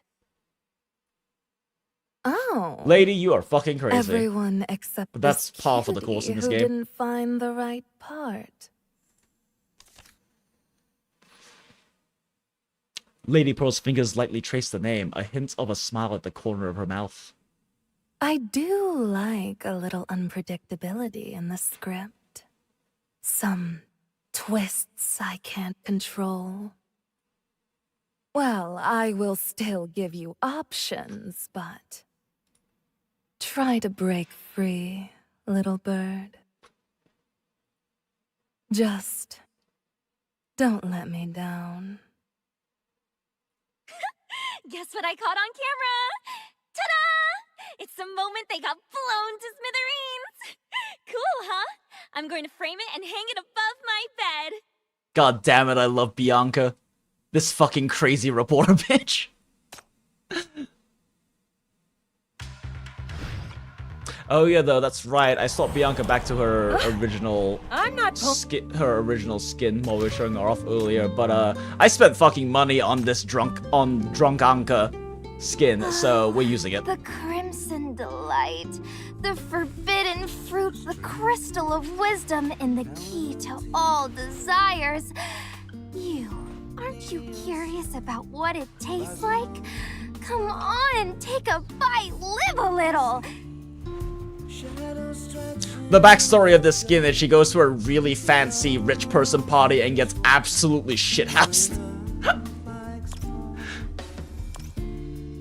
Because, we don't find out until, like, mid-ish way through her event story, but she's a fucking alcoholic. Like, the entire, like, she's really big about apples, right? Like, her original outfit has, like, you know, all these little apple shots. She loves drinking her apple juice. She's just really a big fan of apples, right? Like, look at all the cute apple things she has. And she spends the entire story just drinking her favorite apple juice. And then at one point in the story, after some really bad shit happens, she seems a little weird. And then she's like, I just need my apple juice and I'll calm down. Do you want some, Chief? And you take a sip and it's hard fucking liquor. It's like a hard-ass fucking apple cider or some shit. And you're like, yo, you've been pounding cans of this entire fucking time. Okay. Now that I have correct, actually, you know what? Since I might as well use Shalom for the rest of the event story. This is her most recent skin and it's beautiful, but I feel like this one is a lot more appropriate for... This one's a lot more appropriate Can't hold for back your desires, even at a time this like particular event story. Yes, Bianca, please let me take a bite. Smile. Yeah, Bianca has some really beautifully illustrated, incredibly gay moments with Chief. And yes, in this game, the community widely agrees that female Chief is the correct Chief. For those who are newer into the stream and weren't here earlier for my explanation, let's actually pull it up again real quick. History. This data is based off of, since we can't actually get official data, we don't actually have official demographic data. This is basically like relative estimations based off of the male to female ratio of people on TikTok following the official accounts, because TikTok does actually divulge that information. So, yeah, Path to Nowhere, 70% female players. Like, I'm not joking when I call this the toxic lesbian game. It's known in the community as the toxic lesbian game. But they do a really good job writing the game. Like, as I understand, the vast majority, if not all of the writers, and definitely, like, the lead writer, is a woman. And they do a really good job writing female characters. It's not even like lesbian coded. They're just fucking gay. For women to enjoy. And it's really good. It's beautiful. It's such good writing. I love it. Or actually, we can just leave this behind there, since I'll probably end up pulling it up at some point later. Ignis anxiety rush. Oh no. I will provide Ignis is gonna have a panic attack and drop meteors on people. Jinx spending so much on crazy ghost skins. Why the F am I not surprised? I don't have to spend a lot of money in this game to get characters, and I skip patches. Like, I don't even really spend that much money in this game. So I might as well buy fucking skins. And like the packs that they give during like every event and patch are really there's a lot of really fucking generous ones in there too. So like you can spend like $10-$20 in the patch and just be like, huh, cool, I have like an extra like 25-30 pulls. That's probably enough to like decently luck into an S-rank character. And the game shits out pulls for you if you do content. And they've recently added quality of life patches that make it even easier to do dailies and weeklies, so you don't even have to like deal with doing the end game every week once you've cleared it once for that like end game end game season. You just get the fucking end game rewards if you've managed to clear basically to like second level, you're only missing out on like literally 1/16 of a pull, like 6/16 of a pull if you don't mold for like the actual max score tier. So it's like, who gives a shit? It's great. Path of Nowhere is very, very player friendly for a gacha. You know, it's ultimately still predatory monetization, but at the very least, they're definitely on the much more heavily generous side, and a lot of people, I mean, their skins are so fucking good on top of all of that. And again, it's a mostly female player base, which is fucking fascinating. You would really think that, like, because this, like, from a shallow outside perspective, this seems like such, like, a gooner bait, like, ooh, funny gay girls, we love Yuri, kind of game, right? But no, like, the writing is so good and very clearly has female players and female lovers of females in mind when they handle the writing and character design. And the funniest thing to me about Path of Nowhere is that, like, especially lately on Twitter, there's been like some like random fucking general discourse about the whole like toxic, insecure, and like really shallow people who are like, oh, girls can't play hard games. Why would you play like a hard game? This game is fucking difficult, especially when you're starting out. This is not an easy game. You can straight up brick your accounts if you invest into like the wrong units, but they give you they give you enough free to play really strong units, including B ranks that are very solid supports, one's still completely meta. And B ranks being, you know, below an A rank, they're like the shit that's normally just like a blue weapon you get off the banner in other games. They give you all of the characters you need to push through most of story without even pulling any characters off banners, and then some. If you learn the animation cancel tech, you push even further. But if you don't invest in the right characters, suddenly you kind of brick your account and you have to like grind to be able to invest in those characters, and you can straight up block yourself out of story progression because the story missions get much harder and harder over the chapters. This is not an easy game, but it's hilarious to me because around like that modern discourse around that, this is a primarily female player-based game, and it's fucking difficult. Like, this is definitely one of the more difficult gachas out there. Even games like WUA and stuff don't lock you out of story because you didn't build decent teams and things like that. This game, what is it? I think it's chapter 7, is it? There's like a very infamous tank boss that like you have to like either have like a hyper invested Nox, which you should be doing anyway, on most accounts. And even then, you have to get pretty good at using movement tech to avoid, like, AoE damage, as well as... You don't need to animation cancel, it just lowers the investment level you need on Nox to be able to clear. You have to get pretty good at the game mechanics to be able to clear that without having, like, some of the really OP characters, which, by the way, just show up on banner and are also on the 50-50 pool, so you can literally just get one from losing 50-50.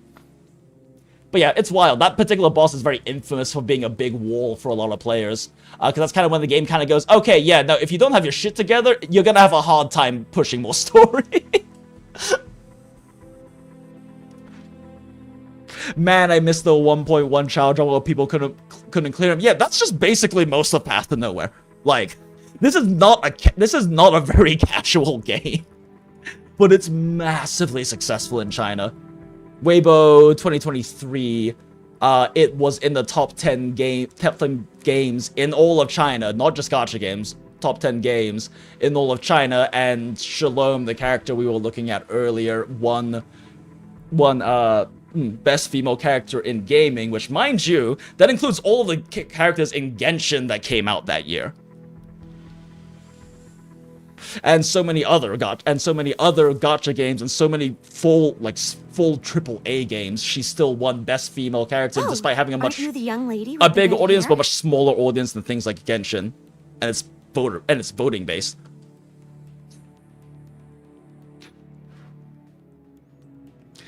It was 2024 or 2023. I believe it was in 2024, but covering like 2023. You know.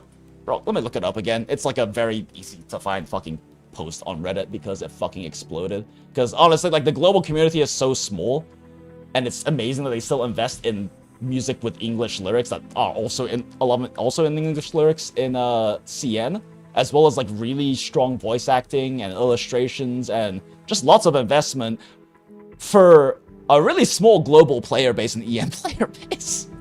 Where is it? It should be in this folder. Yeah, here we go. Nope, that's the wrong one. That's just the... Oh, shit, I forgot I wanted to actually get this. It would be so cute for streams, too. It's like this cute little chief you can just kind of have hanging out on, like, your bar and everything. It's super cute. What the fuck was it? I must have saved it, right? My girlfriend left me to be 9 sock.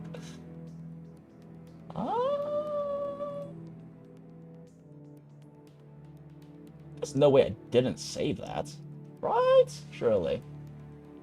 There's no fucking way I didn't save it. I mean, it wouldn't be hard to find. I'm just kind of amazed I didn't save it. Yeah, that's some other shit. Oh yeah, this is like a really...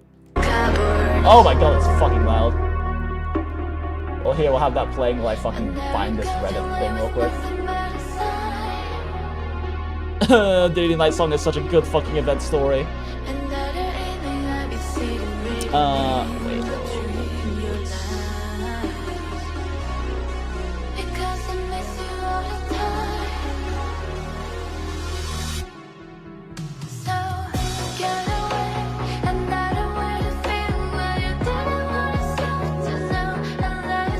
Oh, I'm interested in that one too, actually.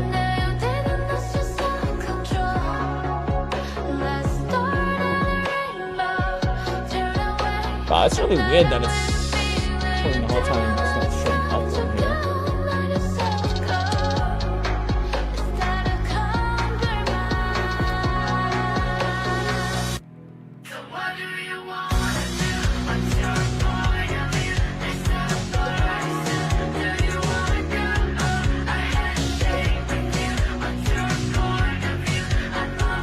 I did not expect it to actually be this hard to find. It's a very popular post.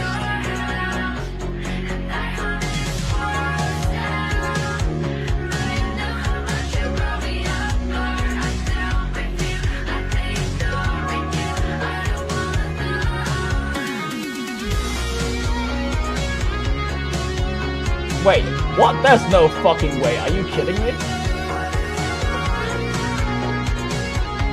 That's fucking crazy. What?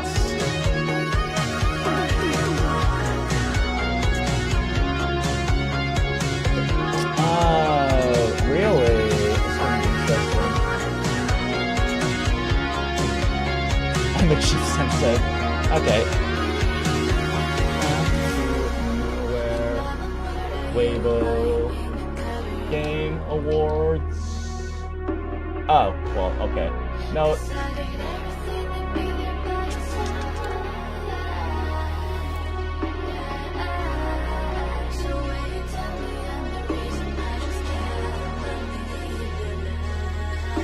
Okay, it had to be 2023 in that case.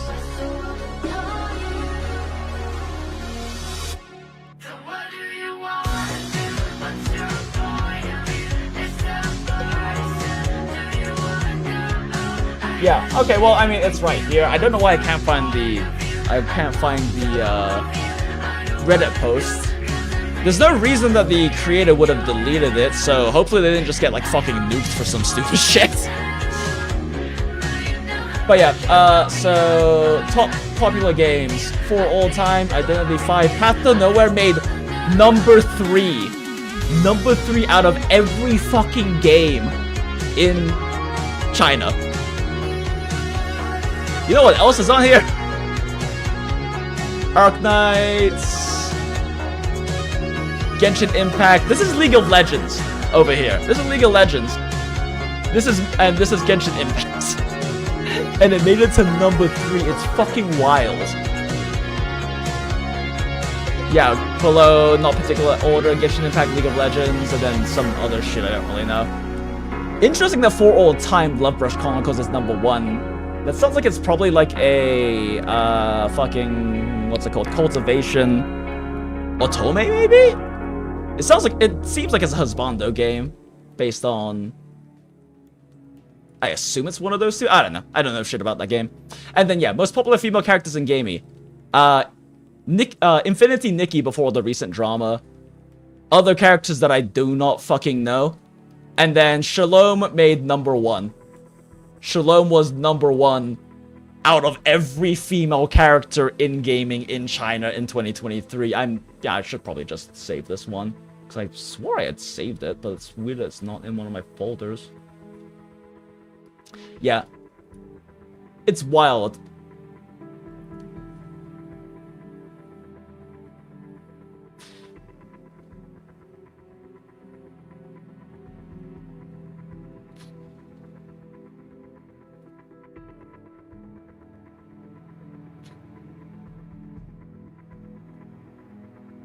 Character design is very different from the tower defense games. The characters in the game are more mature. 100%. It is the toxic lesbian hag and Onesan game. There's like fucking like under 20 actual like teenage/teenage body characters in the entire game. And there's well over 100 characters. And there's like 8 guys in the game. Ah, the type of strong and independent women that Asian girls admire. That actually makes a lot of sense. Following C-pop shows that girls in China really like that type. Like really, really like it. Some Chinese female idols who are handsome have a very large number of female fans. Interesting. This is the Path to Noah Waybo group, which is like, you know, the big like gaming resource and company and stuff like that in China. Female or male achieve 5.67k versus 789. I'm not joking when I say the community at large hard agrees that female chief is the canonical chief. That's so funny. I'm saving this one. Like, you know, if you've been to any of my streams, you know for a hard fact that I am like a hard himadanchi.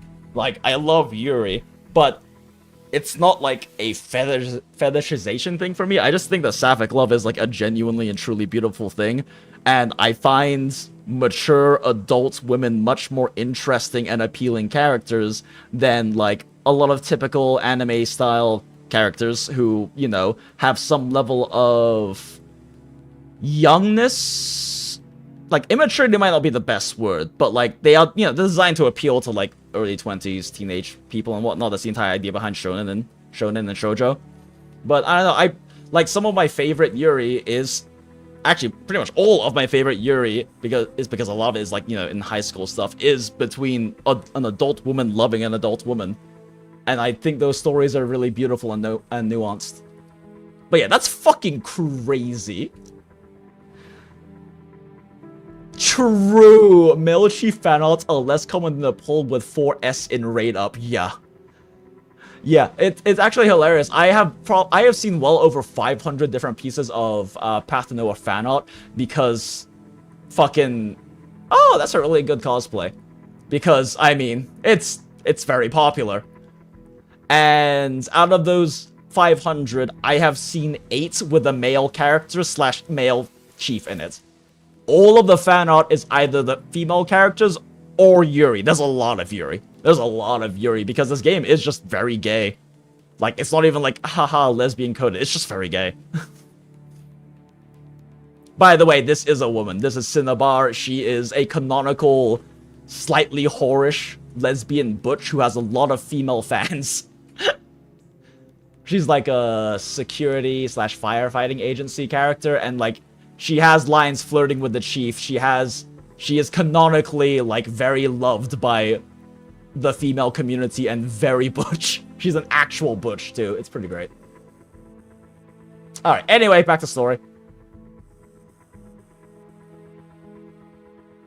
Do I have this saved? I need to save this if I don't have it saved. There's still something there. It's kind of a general thing.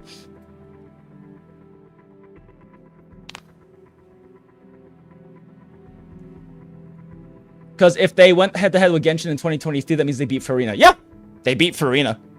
Who's basically the best thing Genshin has produced today. Yeah, but Shalom's so much better written. I don't even know anything about Farina. I just know about the Farina Simps rights and how much people love her, but Shalom is just... I don't mean this as in like she's the quote-unquote perfect woman, but she is like such a perfectly well-written, incredibly intelligent, manipulative, mastermind character that is, I'm sure to a lot of people, like genuinely like the perfect woman sort of thing. Because she is strong, mature, self-confident, very intelligent, very good at aligning the people she is trying to manipulate to her own goals, and not just like, you know, using sexuality or things like that, like, you know, like Makima basically grooming Denji and everything to just like get her way. She uses her intelligence, she uses an understanding of the adult women that she manipulates goals, their ideals, their history and everything, and is able to make their goals align in a way that gets her what she wants, but also what they want. Like, she's just so fucking well written. And that's part of why I say, like, in the title of this stream, Path to Nowhere has the best storytelling in Gacha, because especially even as like a visual novel style, they do an incredible job with a lot of the storylines of presenting them, especially because they're very like, we haven't seen that much of it in this event story. Interesting, I haven't played this one before, but we've also seen them do like literally fucking live action musicals in this event story. But they are very good at using incredibly beautiful illustrations to sell scenes on top of incredibly good music and incredibly good voice acting. That is, it's a visual novel, but it's some of the best storytelling in Gacha, even though it's just people talking on a screen, like literally PNGs talking and illustrations talking on a stream. It's fucking crazy. It's just such a well-run game. Anyway, well, I'm guessing 2025 will be filled with male simps, Mael simps. Not from oh, E33, right. Yeah, I need to check out the game. Is this a Cyberpunk song? Oh, a remix. Yeah, it's the very, very sad Cyberpunk song. That one's on one of my, like, sad grieving playlists. You can choose your Shikikan too? Yeah. You pick your chief. And everyone picks female. It's funny, because this past anniversary, they added an item. That lets you change the gender of your chief. Because there's probably a lot of people who regret picking male chief after playing through the story. Why are so lesbians so big on males? Get one pretty thing I like, get another pretty thing I like, put them together. But like we showed, the player base is vastly majority women as well, which is the more impressive thing. Like when YURI especially is able to appeal to like actual women and adult women especially, that's when it's like truly peak. That's when it's incredibly well written, right? It's not just trying to like go off of like the fetishization of like woman kiss woman, right? And that's part of why I love really good YURI stories, because they end up being like really nuanced, emotionally rich, intimate stories, especially when it's between like two actual adult mature women. And I love that. It's great. But yeah, anyway. Oh, aren't you the young lady with the red hair? How come you're here? I thought you already found your delicate-looking friend. Reverse having also predominantly female audience also kind of solidifies that point. Yeah, especially. Like, Reverse 1999, I mean, the characters are really... The illustration style is beautiful, the characters are very well designed, they all have distinct personalities that aren't super archetypical, but actually nuanced take on various archetypes. They are real characters, like they're very strongly written characters. You're not just pulling them because haha funny, like haha sexy waifu, right? I mean, it's definitely gonna be players like that, but R1999 is also predominantly female audience, and it shows in the storytelling. The storytelling in Reverse 1999 is, other than like very specific chapters of like PGR and specific moments and chapters of Honkai Impact 3rd, like R1999 is the only other gacha that actually just the only other game. Like, even I'm very big into narrative games, and frankly Western AAA hasn't reached some of the peaks that these gacha games are capable of. Because, you know, predatory monetization, when a company does it right, gets invested into better stories and characters and better voice acting, better illustrations, better music and things like that. It still sucks they're predatory, but at least they are reinvesting the money into what is clearly a good product. But yeah, R99 is the only other one I would say personally that I have seen stories from that come close to matching the peaks of Path to Nowhere, and that's not like not an easy task. Not every Path to Nowhere storyline and event line is great, but a lot of them are.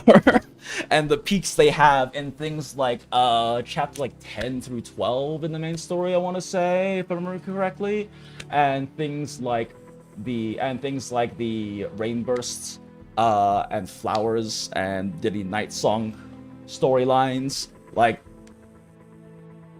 they fucking hit completely different.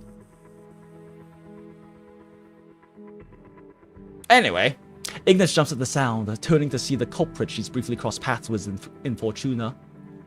She had said she hadn't closed her eyes for 3 days just to take care of her little brother, but right now, the exhaustion that once marked her features has disappeared. Right. But I kinda lost track of her. I figured maybe if I wait here, she might come back to find me. Oh, I see. Why don't you come and take a break over here? I can make you some tea. You seem pretty worn out. Without thinking, Ignis takes a step back and scans her surroundings. Ignis is a very anxious girl. That's when she notices she's unknowingly made her way back to the streets she had escaped after the jailbreak. Come over. Relax. My window has a view of this spot, so if your friend shows up, you'll see her. Hypergriff also made X Asterisk, so all hope is... Oh yeah, no, Archdance is definitely up there in terms of, like, top for storytelling for me as well. In terms of just pure delivery, like, I have very personal biases, so, like, the most recent, like, both Sirakusen events, because I literally started playing the game for Lap Alter. But those two I love because I love Lappy and I love the Sirakusa storylines and all of those things and the faction politics and stuff like that. But I still have to admit the storytelling does not hit at the level that R1999 and PGR hits. The actual writing does, but like the story presentation less so. And it's a bit of a problem in Arknights too, that their actual like the story itself, the plot, the writing, and everything is good, but the way they present it, especially through some of the dialogue, is less than stellar in a lot of cases. Because for fucking hell, I get that Kalstead is very old, veteran, wizened, and intelligent, but she could have expressed all the nuances of her point 10 paragraphs ago. Please shut the fuck up, Kalstead. If you play Arknights, you know. But anyway. Perhaps as her comforting smile, Ignis can't help but nod in agreement.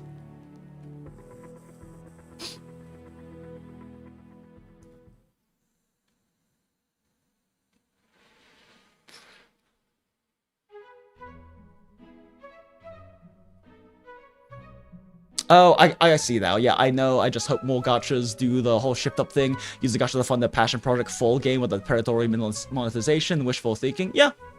I mean, they very clearly love Nikkei as well, and it's fascinatingly well written. The characters are fascinatingly deep and nuanced, especially like the main crew, and a lot of like the very intersecting main crew and everything. It's very funny how many players in the Nikkei fanbase came for like the gooning, right? And then stayed because they started caring about the characters. It's a really common a really common tale in the Nikkei community for that to happen. I'm one of the weirdos who actually came for the story and stayed for the mechanics, because Nikkei actually has really deep combat mechanics that let you mold and push really far ahead of where you should be able to. It's just that most people play it as like an idle game where you stare at asses bouncing, right? It's a charming little room. The clean, neat table is draped with a white tablecloth, and it's a vase with a red flower on it. It's the same color as your hair. It looks beautiful. Thanks. Oh no, the drawing goal failure in Bochi is so fucked, my guys. Would you like something to drink? And my I'm gals. afraid all I have to and offer my right now is some peeps of water. whatever gender identity and preference you have. However, for dinner, how about we make an apple pie together? The chef next door gave me 3 lovely apples. Bianca, is that you? Nah, Bianca's storyline came. No, Bianca no was way. introduced after I'm a this event. disaster in the kitchen. Really, don't make me cook. Yeah, that's a part of like Ignis's thing is that she really loves cooking and wanted to be a cook, but she's really bad at it, and also at the time was really bad at controlling her fire powers, so she burned fucking everything. She even has a little overcooking sweater. Ignis reacts as if she's heard the wildest stories, suddenly standing up and pacing around towards the window in disbelief. And are you really planning to use the stove and cook a meal here so grandly? Weren't you, like, just fleeing from your prison cell? Your story's still all over the news, you know. Maybe it's best to head back and fill in the prison guard lady. Why should I do that? The girl, brow furrowed, places her basket beside the chopping board, in the kitchen brimming with cooking utensils, just like the one Ignis had always imagined. I don't want to go back. The lady with bright colors Girl said just that wants she'll to protect grill, us, true, right? she just wants to be She said Ifrit. she will deal with the press and But she's things just will be Bochi, fine. with fire and meteors.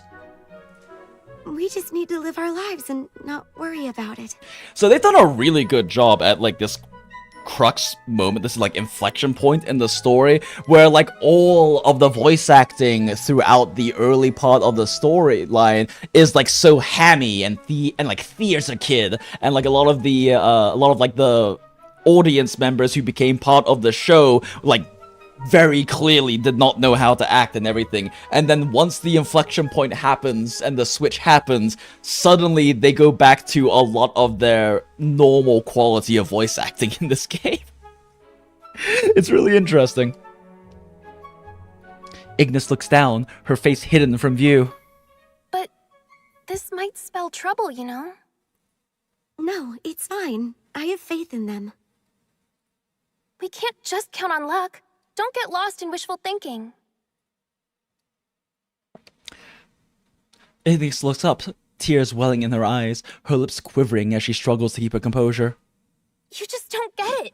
The abilities you have, the things that have happened, you just can't wipe them away or hide them. The moment you let your guard down, that's when they'll steal your happiness all over again.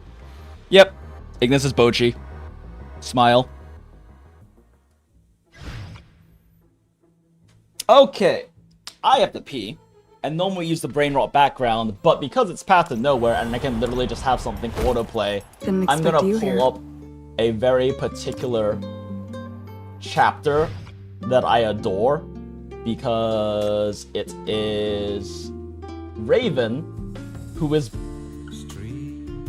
Shalom is like my favorite character, and like by a long shot I agree with Waybo that she's just the best female character in gaming I've ever experienced. Actually, just if I'm being completely honest, even with as much as I've read in the past and as much as I've watched, I still just think she's the best female character I've seen. Freerin is really close, but she doesn't hit quite the same level for me as Shalom. But Raven is a very close second, because she's a like dramatic poet, like she's a poet goth basically, and her performances are like fucking fantastic. I just have to remember where. I think it's in chapter 9. No, 7 then.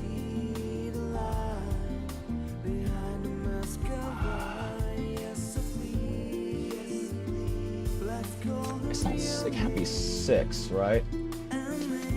I really need to like memorize. Okay, no, it's definitely not 6. It's the entire different story arc.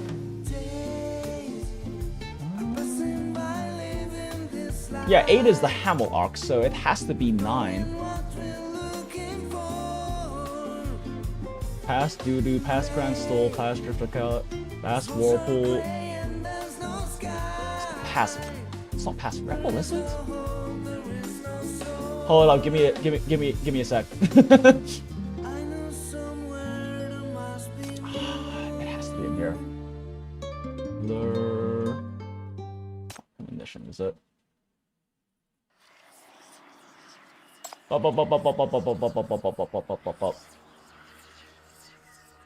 Yeah, no, it's not this one.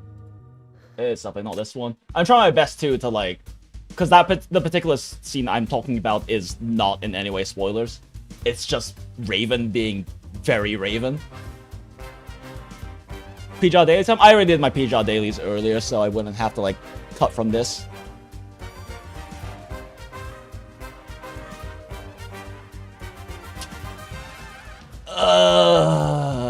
I can't remember where it's at. Here, real quick. I'm just actually gonna fucking Google which chapter it is.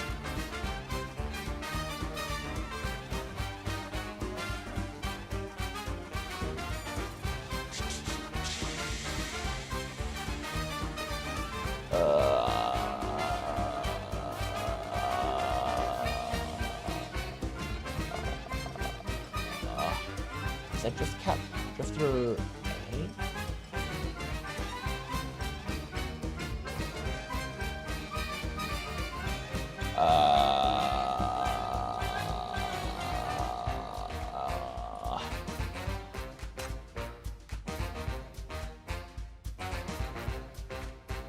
Just Camp A, because 8 is Hamel. I used to know exactly which chapter this was. I just haven't watched it in so long now. Cancel Looking Nightmare? I'm coming. No, it's not this one. Hey. It's not this one.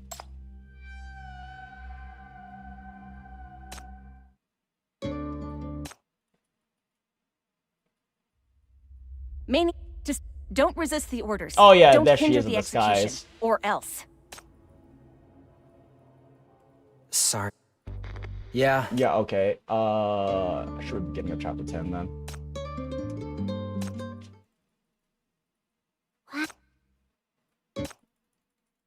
God, which fucking one was it? Nope. Shadow?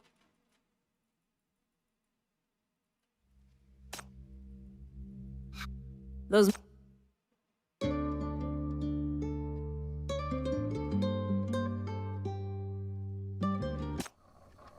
One and the left.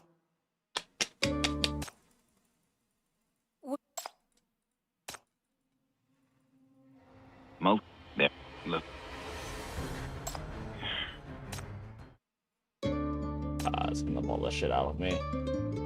That one's a really good one too, but there's no way it's chapter 11. Am I tripping? Fuck, it's chapter 11? Really? Oh my god, there is screen time, woof woof. Sorry, since PJ doesn't have voice acting, I can listen in on the stream on background loss. Yeah, swear. A perfect debut. It'd be even better if the her audience voice, would show though. some excitement. It's like got that just right amount of like gruffness and vocal weight.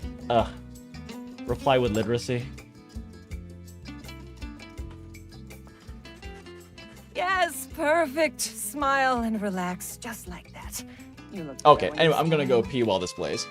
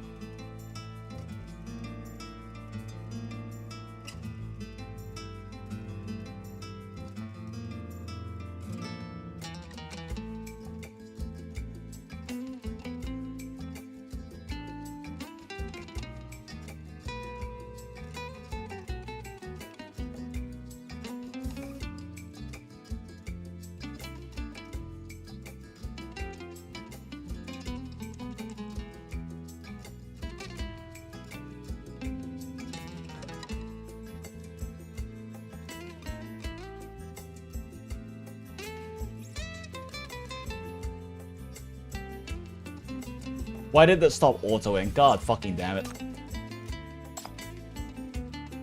If I had opened the envelope before I got here, you would have killed me with your ink, right? My, still holding a grudge? I already told you, those were just some dramatic effects for my debut. Your outfit reminds me of some. I also forgot there's so many times you actually have to click a voice line in this one. Don't resist the orders. Don't hinder the execution, or else.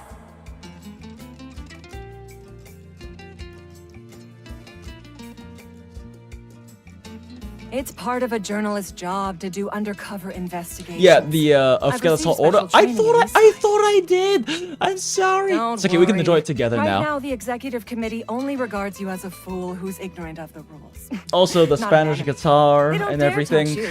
The After all, you've got romantic, the poetic MBCC, atmosphere. FAC, and 9th Agency behind you. And when Raven talks about why she likes certain things, that's actually exactly why I also like said certain things. I'm a top-notch We'll get to it. reporter. Getting the inside scoop, catching eyes, stirring things up and making them go viral. I can do it all. We love a confident woman.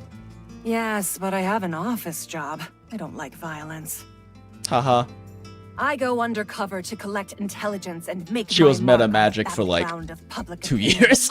More importantly, I witness, record, and broadcast those magnificent feats to ignite hope in people's hearts and attract more like-minded companions. God, I love her. People often praise my radiant presence by calling me grandiose.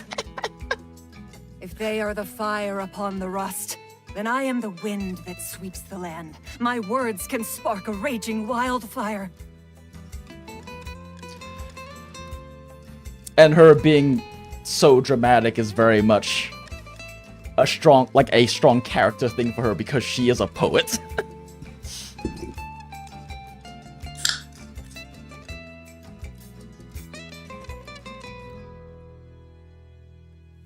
Journalists are warriors too. The truth is just one of the weapons we wield. No, Whoops. You fight No, injustice and fate I like fight Restfire? for love. You also want to take back what was lost? No, I fight for love. Tragic. Oh, god damn it. And brimming. This is like the part. This is god fucking damn it. This is the part I. This is the part I was going for. Into the darkness. She suddenly edges Fiery close to. sparks Goddamn of their wait. dreams are but drops in the ocean Here. to be forever devoured by the. No, I fight for love. She suddenly edges close to you and stares into your eyes. We love Yuri. I love those who. There we go. All right. I love those who struggle in the dark. I love their souls that are torn by despair. I love their eyes that are awash with tears and how they shine after suffering pain and torment. Tragic, dramatic, and brimming with passion, they cling onto the faintest sliver of hope and plunge into the darkness. The fiery sparks of their dreams are but drops in the ocean to be forever devoured by the darkness. Yet, this is precisely why that fleeting spark is so dazzling. I must witness and record everything up close, so as to immortalize their lives in my poetry. That's right. I'd rather be regarded as the Dis-City poet than a renowned journalist. My dream is for my poems to be read across this land for all eternity. Immortal poetry. What kind of language skills then? You have the same look as Julian the first time I told him this. Most of the Rustfire folks had the same reaction. You'll get along just fine.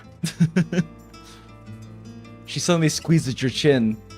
Gay. But I actually looked forward to your arrival, dear Chief. Or should I say, tell me what you've been up to. Tell me about that riveting speech. How did you what was on your... Tell me about your sinners, what kind of darkness have you... What are you in pursuit of? She edges closer to you as if she wanted to devour you alive. Tell me. I will use every detail to craft the most authentic Just trying to skip past representation of some Not necessarily spoilers, but actually plot-relevant stuff. Many believe you can bring about change. They look up to your resolve and yearn for your guidance, and long for you to lead and enlighten them. If I use my pen and paper to craft you into a star, to an idol, I'd definitely be able to create a heroic epic. Those in the dark yearn for light and hope the most. They need a hero. God damn it, I Will you fucking be love this her. hero, become the object of my odes, and realize each other's dreams?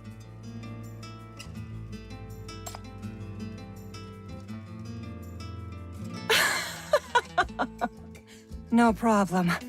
Remember these words then. Play your role well. She pats you on the cheek and leaves you. It really is hard for me to fight for you, write poems about you, and make sure you don't die at the same time. But I have a better plan to realize my dreams. After I become famous in Eastside, I'll return to Syndicate and work with Rustfire to open a school upon the ruins that'll educate the next generation. She's also That a way, teacher. My poems can be passed down generation after generation through my students. I've got my eyes on those two little sinners of yours. Children shouldn't be on the battlefield. Why not send them to be educated at my school? Please spare Syndicate's children. Raven is already immersed in her own fantasies. No worries. You fight your black ring, and I'll write my poems. We'll each live our best lives. In any case, the ensuing battle will be a much-needed ray of light for this dark era.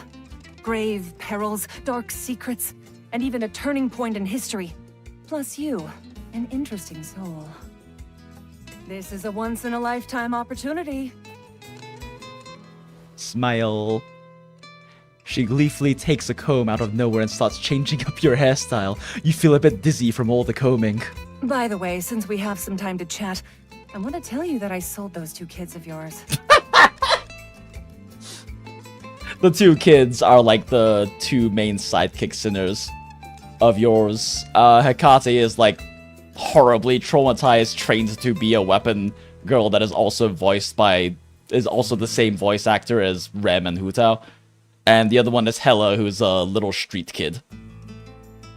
Had to grow up, never had a family, had to grow up and survive the hard knock life.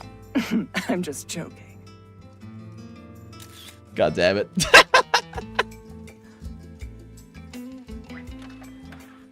The picture prints out quickly. She shakes it and takes a look, apparently satisfied. This one's not bad. Your gaze looks sharp and shows your fighting spirit. We leave in half an hour. I'll go prepare the mobilization. Apart from the elite few who will go down into the mine with you, the people waiting above also need some reassuring. Don't worry. With my writing skills, I'll be sure to paint a glowing picture of you. What are you going to write? You find out soon enough.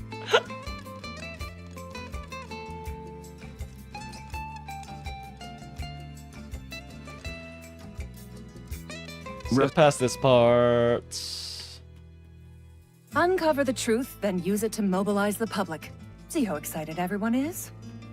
By the way, do you want to call Julian? He should be awake from his surgery by now. Even though communications are cut off in Inner Bay, I can use my Ink Raven for long-distance communication. You two leaders can mobilize together. Everyone, next.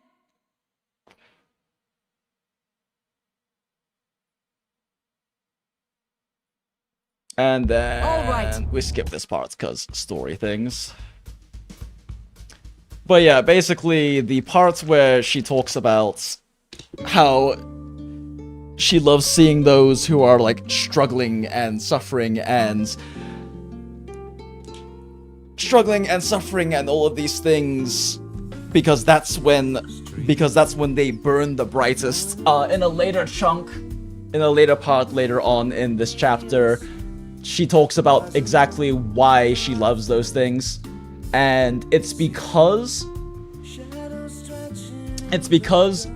those struggling, desperate, dark moments are when the most inspiring parts of humanity come out. And that's exactly how I feel about all of the stories that I personally like. I much prefer stories that are sorry, I gotta talk a bit more quiet. But I much prefer stories that are stories of like humans and humanity struggling and suffering and trying to fight nearly impossible battles, not just because, you know, like depression porn or like some sort of like sadistic desire or something. It's because I find that those kinds of stories where desperation and that suffering are present is when you see the most interesting stories with humans trying their best to struggle and scrape and work their way out and not lose their determination and try their best to climb themselves out of that dark pit. And that's why I enjoy those stories so much. I love seeing those stories. Also, Jinx, when I said I'd main field Vera, I thought the difference wouldn't be that much. I didn't think a hyper-invested Vera would do like 1/10 of freaking Nana. Yeah, because hyper-invested Vera is a much earlier character, and Nana Knight is a full 2 generations past her. Like, Vera is a Gen 1 tank. And then Gen 2 tank was the Nami Starfire who... Oh wait, sorry, no. I guess she was like the immediate direct replacement, but Vera was a Gen 1 tank, and there wasn't a Gen 2 tank. And then the Nana Knight was Gen 3 tank. And Gen 3 characters are absurdly strong in the previous generation, and Gen 2 characters are also much stronger than Gen 1. It's a very noticeable difference, unfortunately.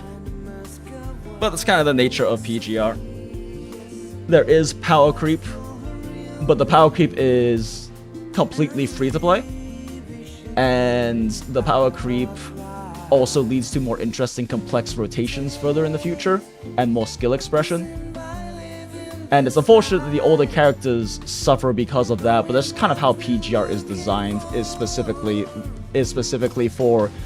It's very clear that the new characters coming out are better than the previous characters in the previous generations for like their role in elements and things like that.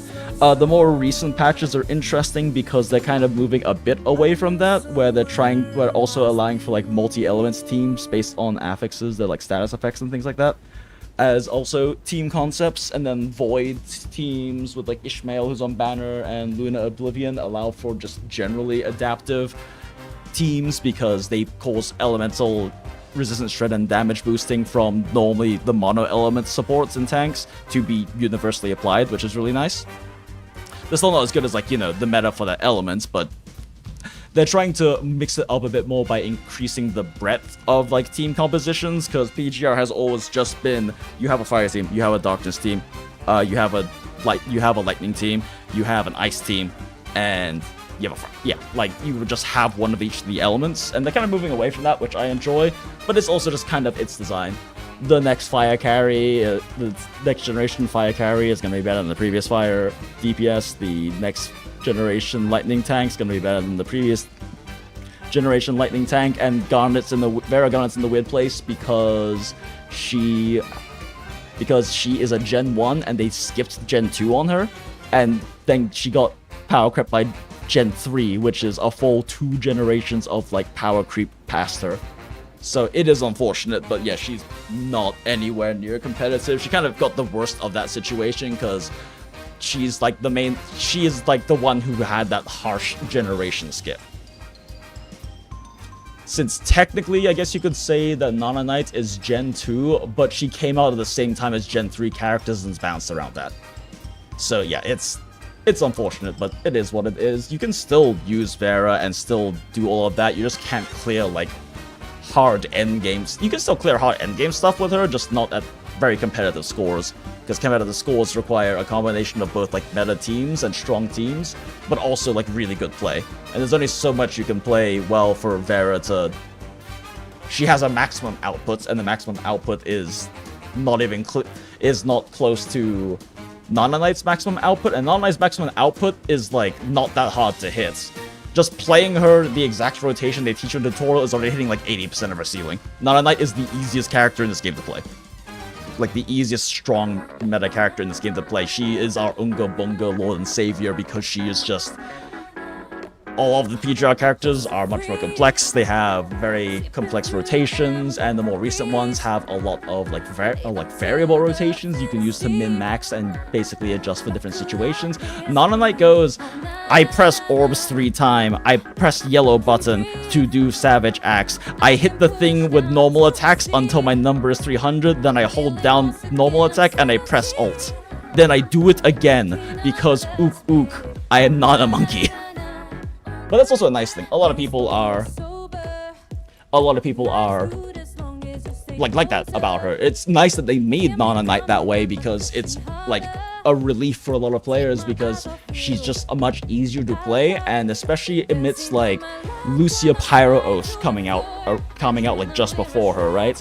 And Crimson Weave was also along those lines, but you could do more simple things with it. Pyro Oath especially is just very hard to play. Ishmael is also very complicated as well. But having that release of just an Ungo Bungo character that you can just play comfortably with no thoughts was a good choice by that part.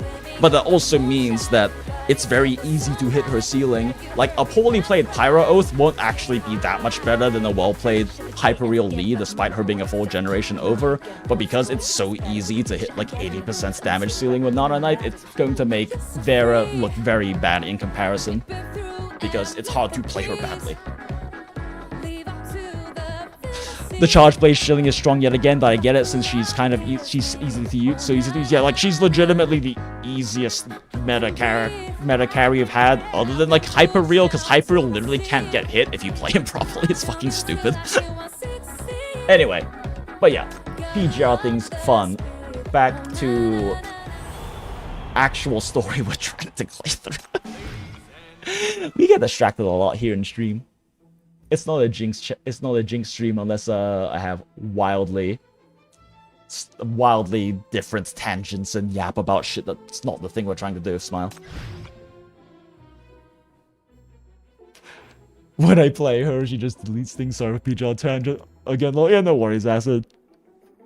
I love yapping about PGR too, and I really like to answer questions, especially about PGR, because like so many new people are coming in because of, you know, the DMC collab coming out and stuff like that. And I really love PGR, and it's had such a small fan base, but it's growing, and I love being able to like help newbies and teach people about it, because I really love that game. It's the gacha game, first gacha game I started after Genshin, and kind of showed me like, wow, okay, this is what a gacha game can actually be like, right? Like, this is the kind of quality that can actually be in the gacha games. I still just don't really like Genshin and Genshin style, and it just doesn't fit me very well. And the combat isn't challenging and engaging for me, but PGR's definitely is. Alright, anyway. Don't worry. I've got the route all mapped out. Just stick close to me. Oh, the BC and DMC collab. For skin gacha? Yeah, let's go. I mean, there's already a shitload of BC too, but yeah, definitely. Yeah. The skin gacha is definitely could be reenacted. What would be the most expensive, I guess, kind of simping thing in the game, which isn't a bad thing, right? Like, I only pull signature weapons for characters that I actually like hard simp for because I love their character. And like, it is definitely the most simp thing though, because it costs more than pulling a character to get a gacha skin. It's definitely one of those things where it's like, make sure you understand what you're getting into if you do a gacha skin, because it costs, I think, depending on the gacha skin, it's like 10,000 to 1250 BC. Please enjoy the show. Bianca does funny thing. Breaking news!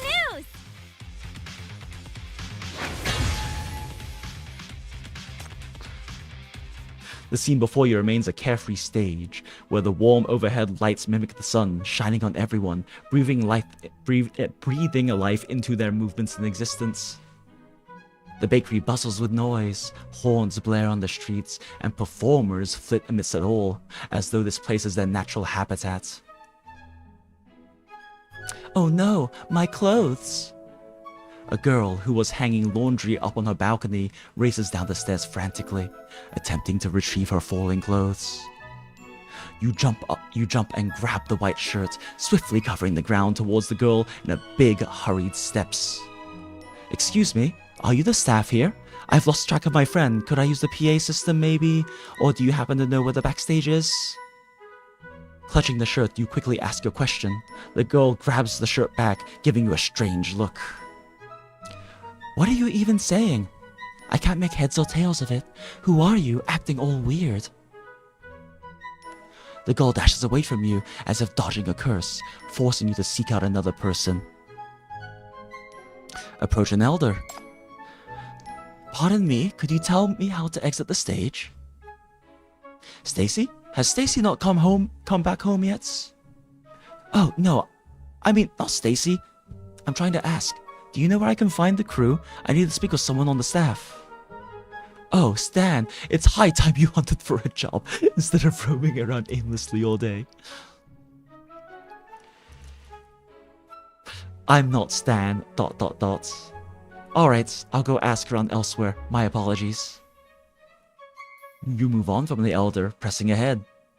Turn to others. Sweat trickles down your forehead as you take a deep breath, steadying your restless mind. You intend to find a young person to ask again, but your attention is suddenly caught by a figure slipping out from behind the curtain. It's the same chef you encountered before.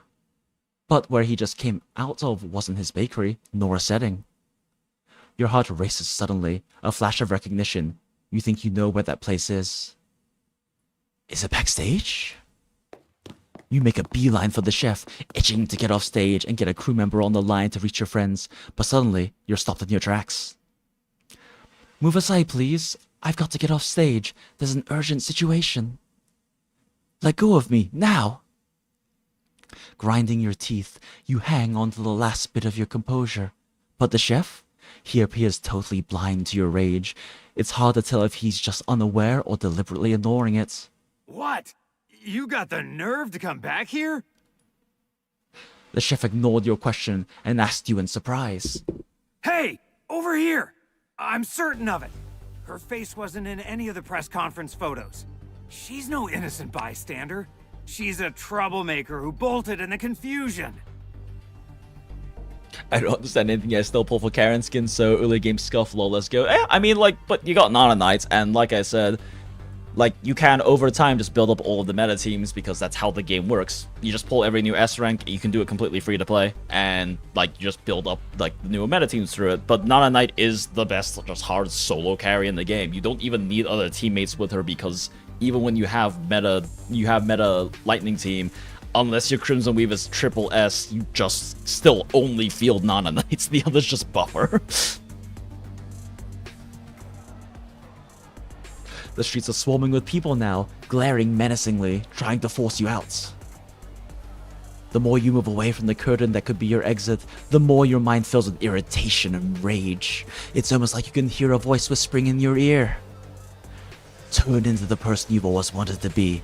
Live the life you've always wanted to dream of. I just realized that a lot of my narration style is probably kind of heavily influenced by Ravens now that I think about it after just having, like, gone through her whole thing earlier. You fight to keep your wits about you, noting that mania is swaying everyone on stage. It's futile to talk to those absorbed into the script by its influence.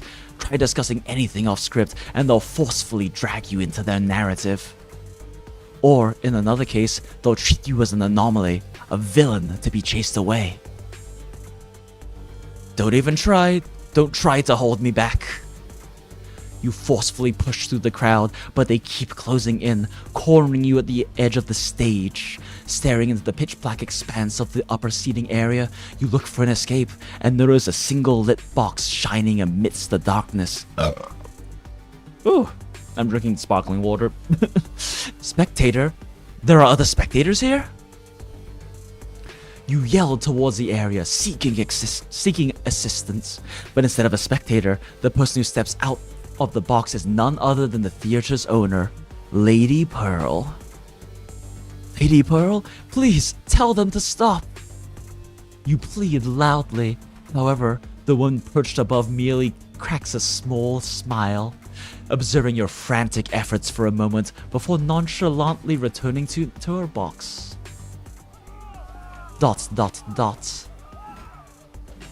It dawns on you immediately.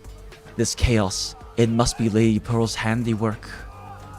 Once this sinks in, you recognize there's no one else to turn to. You have to handle this on your own. Once you've somewhat settled your scrambled thoughts and emotions, you spot an opening in the furious mob and slip away. They're hot on your heels. In the rush, you notice a cluttered spot close by and swiftly duck behind for cover.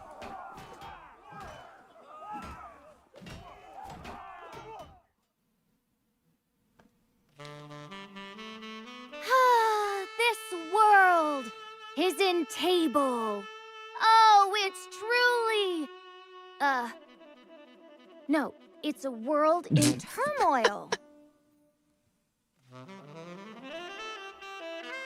In a world mired in turmoil, everything's a mess, filled with uproar. Better to turn our ears to the bard who sings tales of history. Smile. A strange sound suddenly comes from the jumble of items behind you. You can't tell if the person has been touched by mania, so you keep quiet, watching and waiting to see what happens next. Ah, kindred spirits of life. This fucking girl. The music sounded, and next to a tiny fire in the corner, the flames danced lightly in response to the music's vibrations. It's very impressive that she's talking while playing a saxophone. Behold the world's sole surviving bard, the illustrious Echo, here to spin you a yarn. A hearty thanks to you all for gifting me such an exhilarating tale of pursuit to recount. Come on! Witness history and compose legends with me! The curtain fell on the Okay. perfect show. Such a fascinating story.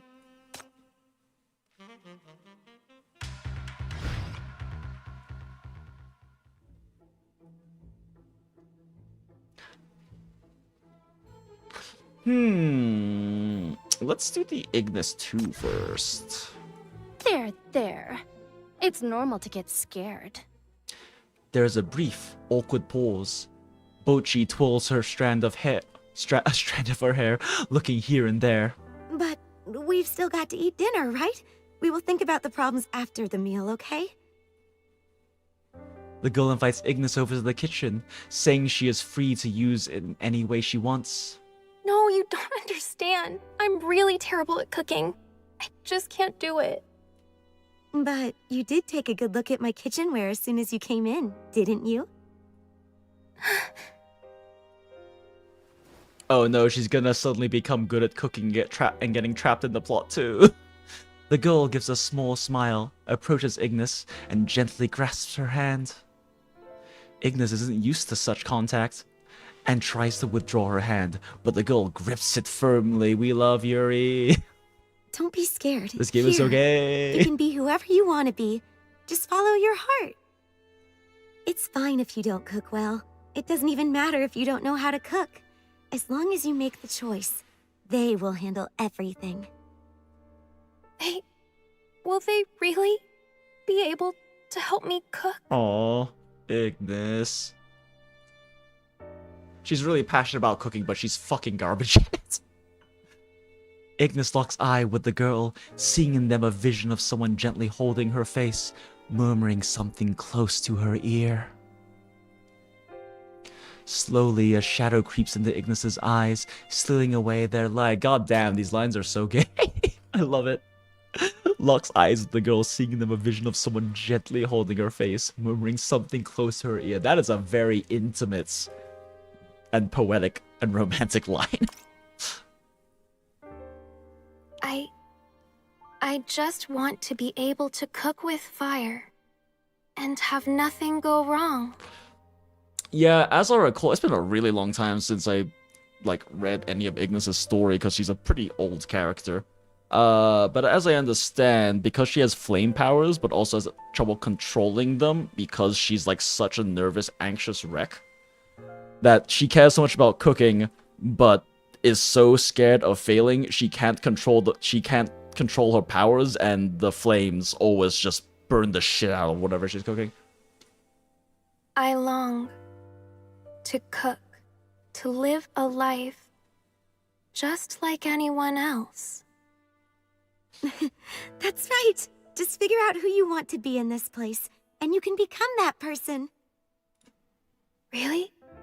Can it really be like that? Oh no, they've got her. They got a girl. The girl picks an apple and extends it toward Ignis. How about trying it out?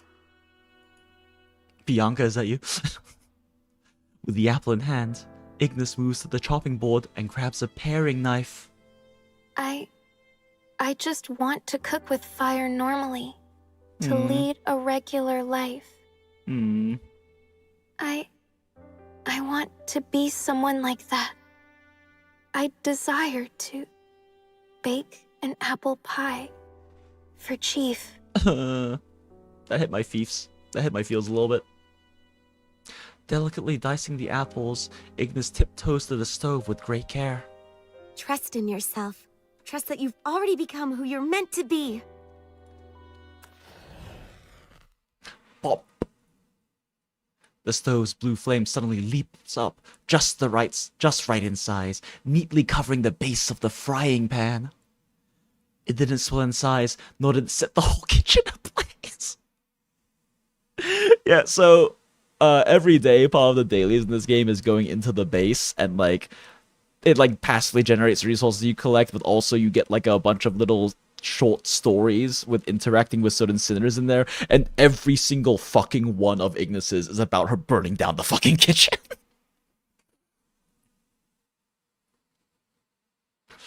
Gradually, bit by bit, in Ignis's gaze, the modest flame of the stove is mirrored. Oh no, they got our girl. She's so cooked, pun intended. I already know the other side's plan like the back of my hand. I actually don't even know who the fuck that is. I own like almost every sinner, and I don't know what a lot of them sound like because I don't care about them.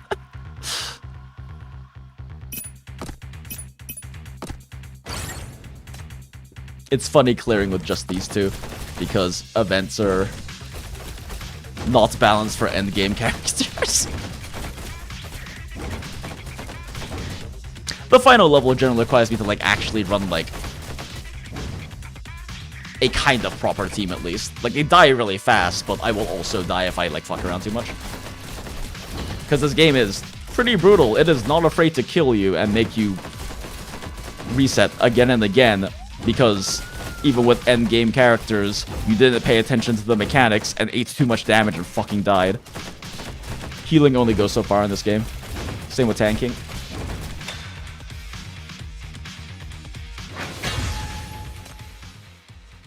I just hate that me going through this event story is like so misrepresentative of the gameplay in this game, because it is actually a really hard game, and like the story does not fucking bullshit.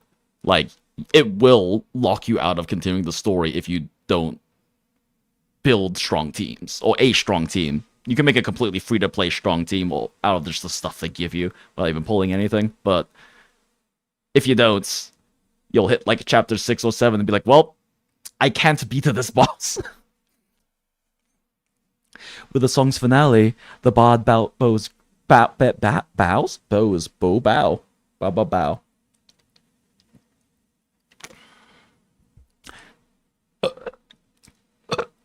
a pathetic burp.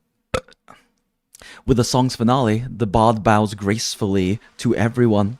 They acknowledge her, then, as if forgetting you ever existed, slip back into their respective roles. The bard's song isn't hushed to the ears, but it leaves you puzzled. The words sung clash with the present narrative. The character in the song, it's Lady Pearl. You quickly emerge from behind the jumble of items and intercept the departing bard. Excuse me, could you hold on a second? I need to ask you something. What? What do you think you're doing? Better be careful. If I blow into this sax, I'll have a whole van of toughs here to sort you out in no time. This fucking girl. Sorry about that. I didn't mean to come off strong. I just have some questions for you. You nod with a hint of regret. God damn it. Okay, I'm probably good now. You nod with a hint of regret and release your hold. Guess I got a bit carried away. My friends have vanished, and I'm really worried. This theater, it's eerie, like it's hiding something sinister. I've got to get to the bottom of what's really going on here. In this play, your music, it tells a different story than what's unfolded here. I'm sure it's got the clues I need. You think my songs hold clues? Well, of course! They're songs of historical tales after all. Wouldn't be surprised if they did have some hints. Feel free to fire away with your questions. As a bearer of stories and a witness to history, I've got lots to share. Tucked in a corner piled with odds and ends, the bard with a bird's nest hairdo, legs crossed, ready for your queries.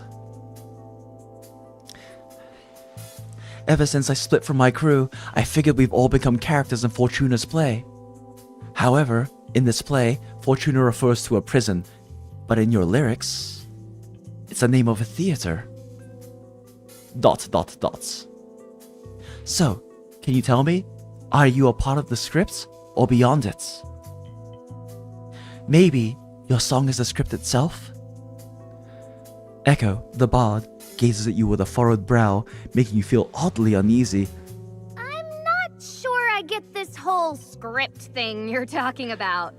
Are you into my songs or something? ... Sure, let's go with that. I want to know, is there more to your songs? What comes next? Oh, you're curious about the tales in my songs, huh? Those are stories I've gathered from all over, trading tale for tale. If you're eager to hear them, then it's only fair you swap some of your stories for mine. Echo fishes out a bunch of papers from her bag and flicks them in your direction. Stories, you say? Well, I've got stories galore. What kind would you like to hear? Story of a game world, the tale of a toy factory. Let's go with the game world. That one's kind of funny. Whoa, a place that amazing?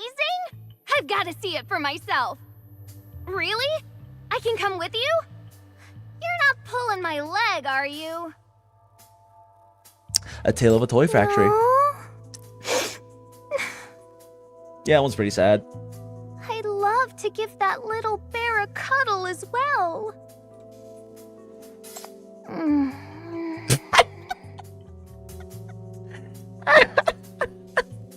What? No, I wasn't snoozing. Wide awake here. Well, you've told quite a bit, but honestly, not many were all that intriguing. 2 out of 3. My friends are everything to me. I can't stress how much I need your clue. Just finished chapter 12. What the actual fuck? Yup. You move forward, a bit impatient. The sack's cradling girl quivers slightly and puckers her lips. Okay. I'm not unkind or anything. Alright, 5 chapters to go before skipping Surviving Lucem. I will disown you and your entire family and all of your future generations if you skip Surviving Lucem. That's the only one you have to read. Okay, I'm not unkind. Oh wait, that's her. I don't get why you're so rushed, but since you seem to have a flair for music and really enjoy my songs, I'll make an exception and sing for you. Guess what I caught on camera? Ta-da! It's the moment they got blown to smithereens. Girl, what? Cool, huh? I'm going to frame it and hang it above my bed. Bianca, did you murder people? Because you're very capable of doing it. Did you get shithoused and explode a bunch of people and take a photo of it? Or take a recording of... Bianca, I'm now concerned. How shithoused did you get? Ooh, side story. I've locked onto my target prey. That serpent. The girl's actually fucking psycho. We love her.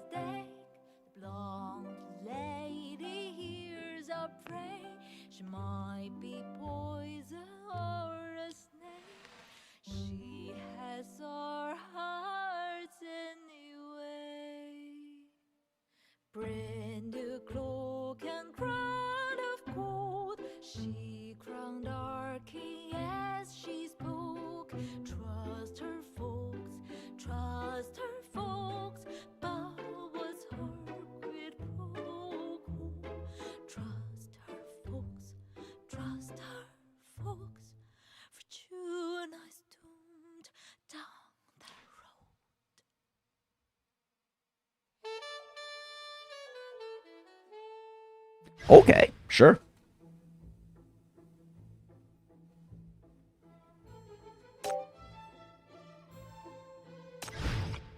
Probably you this need one. To keep up. I'm not going to wait for you if you fall behind.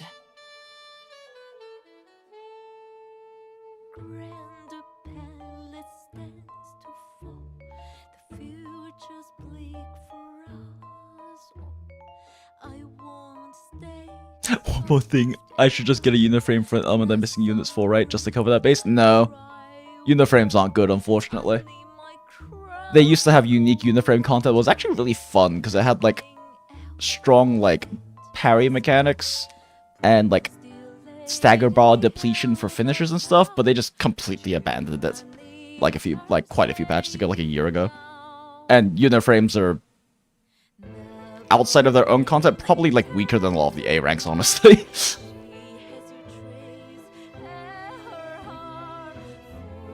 Oh, and in fact, the problem with uniframes, they actually get weaker if you have non-uniframes in the team.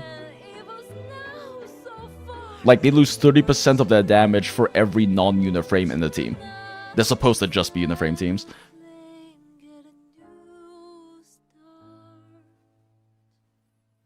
If you don't have the elements, just use something strong. It doesn't matter all that much.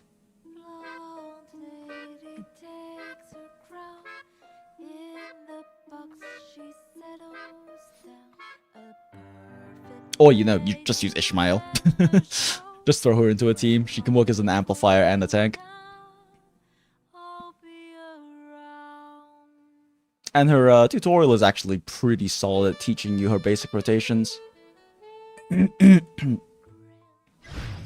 was hoping to just get Hikema for an ice limit thing. I mean, she would literally just have to solo. Because if you even add a healer into her team or a tank for Element Shred, she loses 30 to 60% damage. It's kind of cope.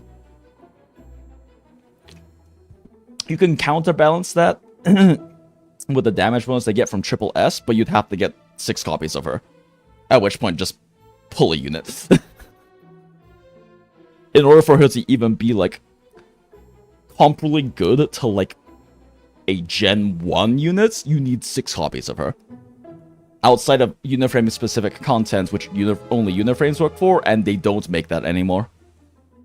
You can get them for, like, collection purposes, but, like, you can't really realistically use them. In terms of an ice unit, just, like, do your dormitory stuff, and, like, build up the things you need to get a copy of Wanshi. Or if you want to accelerate it, you can just, you can use voucher, you can use vouchers to buy shards of Wanshi as well, but you can get them completely free to play from the dispatch shop in your dormitory. I will give everyone the motivation to keep going. Echo, in a tucked-away corner, wraps up her song with a stylish bow and walks away, her hum of a tuneless ditty trailing behind her. As you ponder over the lyrics, it dawns on you that the Fortuna in them is truly a theater, and, intriguingly, isn't owned by Lady Pearl. Plunged back into poverty, the theater's former owner luckily agreed to a change in ownership, handing over Fortuna to a savior lady. Savior lady, it really is her. It becomes clear, the lyrics hint at none other than the current owner of Fortuna, Lady Pearl. In light of this, it seems I must engage in a discussion with you. A slender piece of paper, drifting in on an unseen wind, lands at your feet. It's the type of manuscript paper Echo uses. Bend down to retrieve the paper. There's more writing on the back?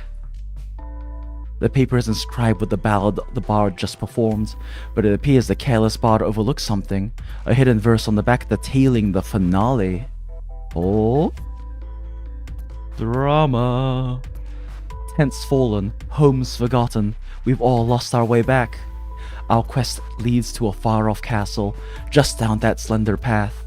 In that haven, struggles vanish, swept up in the communal dance. A magnificent dance, erasing every hardship. Join the dance, let joy mend every wound. Time marches on, but the dance goes.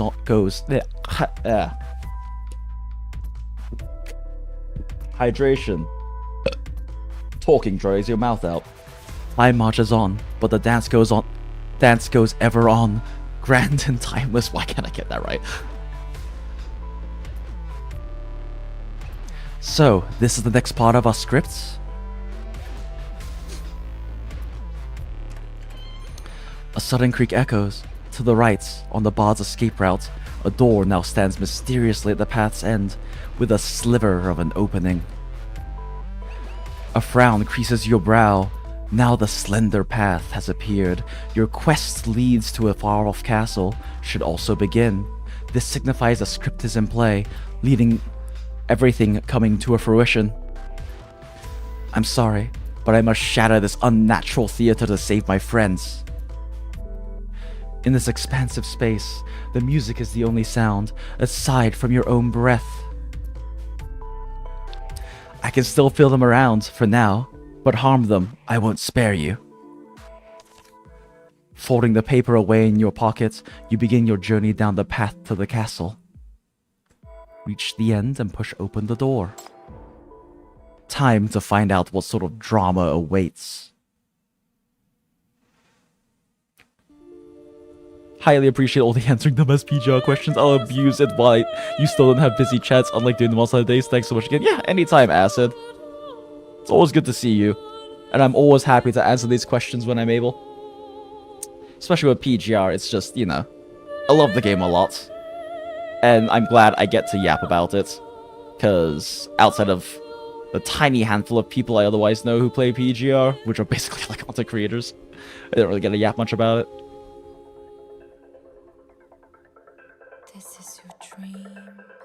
What the fuck is that? I love these little, like, live-action musical shit that they've been doing in this event. Like, they don't do this in any other event, they did it just for this one.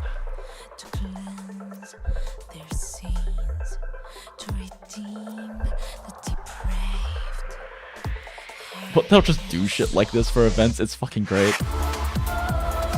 Girl.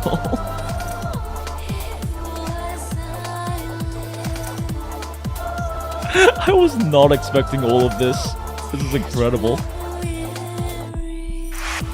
I love how just, like, creative and artistic Eisner are willing to get the random shit in this game.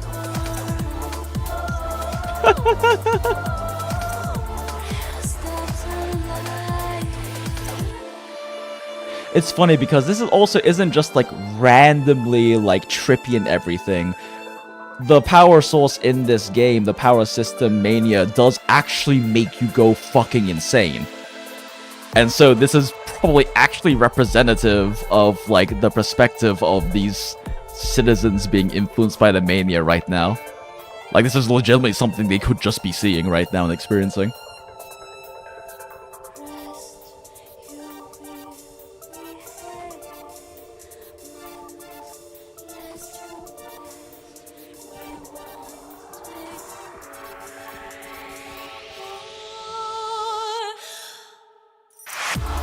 This is so fucking peak. What the fuck?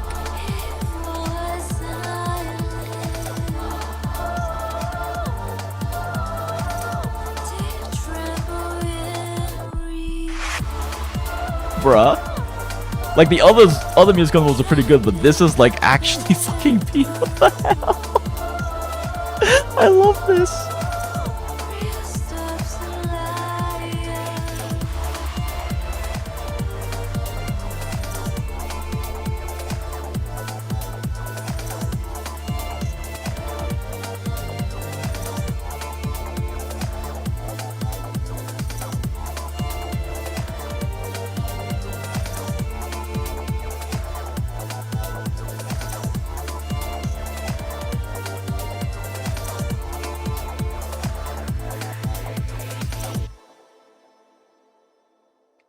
What the actual fuck? That was so good.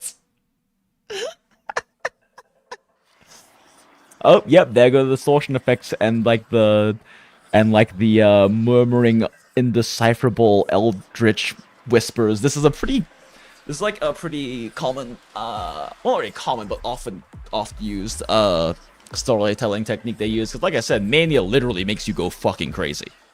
So at the moments of like incredibly strong mania reactions and high like corruption spikes and things like that, they'll do shit like this to really sell the effect of the mania that it's having on the environment and the people around them right now. Like I said, like even with this being literally a visual novel style storytelling, they do so much interesting stuff to really enhance the storytelling and really sell the vibes, the atmosphere, like really sell like the emotion being conveyed by the story at that particular moment, by that particular scene. And even just some of their illustration work alone just does that. The illustration work combined with the music, because the music is fantastic in this game. I don't know, it's impressive that to me this is... They have so many moments that are just so much more raw and emotionally resonant and evocative than like even like the fully featured cinematics from like big studios that have a huge budget and do really good animations. They don't hit the same emotional resonance, probably with the exception of some of the Honkai Impact stuff, because they do a really good job packing in feels into that, because they end up being very powerful, tragic culminations of like entire chapter storylines and like relationships and dynamics that have been built amongst characters for since like the chapter 1. It's one of the strengths of Honkai Impact. The main cast stays through the entire thing, so you really get to see the character arcs develop affection for them and like see how they change and transform and are affected by the story, affected by the people around them, affected by the things that happen. Anyway, random Honkai Impact 3rd tangent, yep.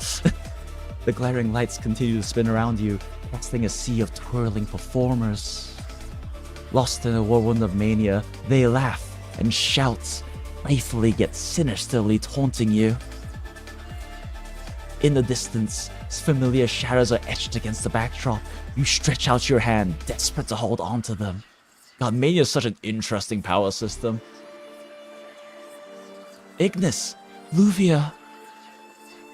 Yet, as they twirl and dance, they slip away, growing ever more distant from your reach. You're nudged and shoved by other performers who use their choreography or props to hinder your advance. Push on. Stop. Don't block me.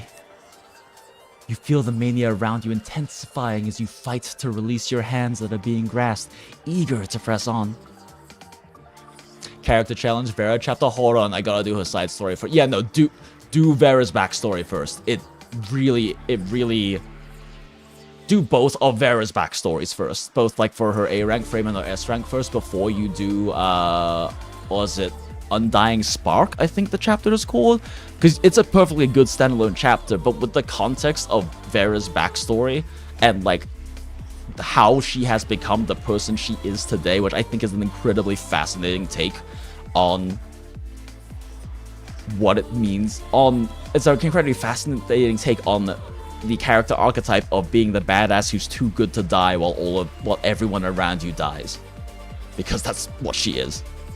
Like it's really good. Just like play her A rank backstory first, then play her Varagana backstory, and then play is it Last Spark? I think I'm trying to remember.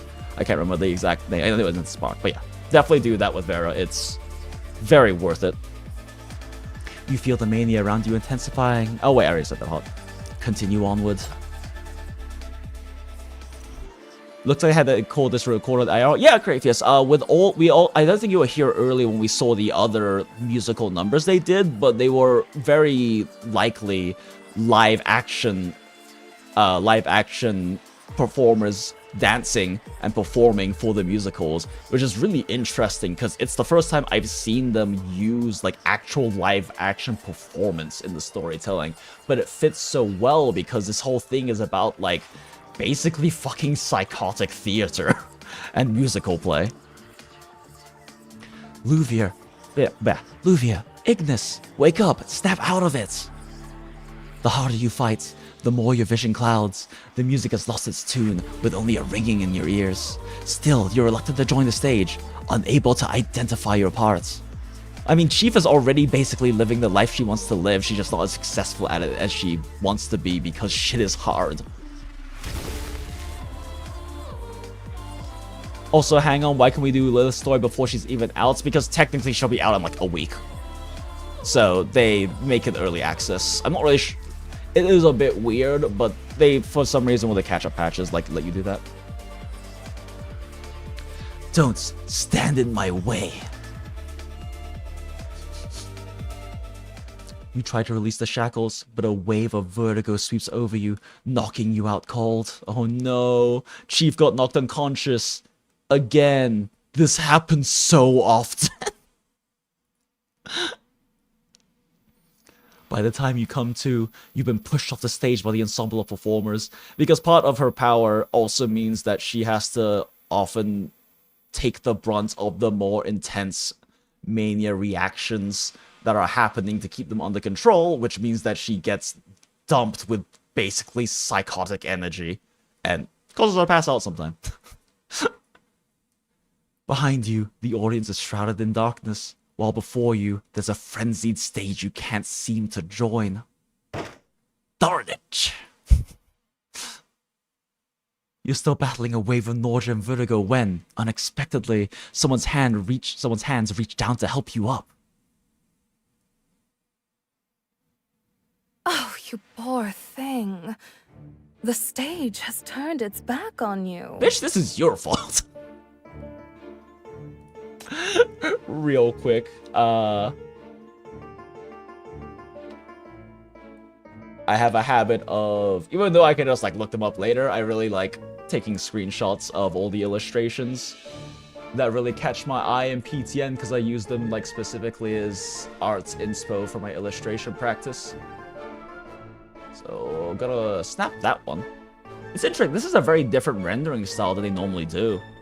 Like, this is a much more, like, smooth but angular plane style. Like, this is not that normal, along with, like, the very painterly treatment of the clothing. Yeah, this is not that normal rendering style. They really are, like, going ham on this event. And this is not even, like, an anniversary or something. This is just one of them. Then again, they do that for, like, a lot of events. They'll, like, go with distinctly different art styles and influences to kind of match the story they're telling, which is the thing I really like about Eisno in Path to Nowhere. In the sparse lights, a noble lady emerges in front of you. Are God, you this music right longing to be part of that stage? If you're up for it, I could show you the way in. Don't do it, Chief. Don't be seduced by her gorgeous eyes and sultry voice. Don't do it. You're stronger than this. You're the one behind all of this. Hell yeah. You've been pulling the strings. Huh.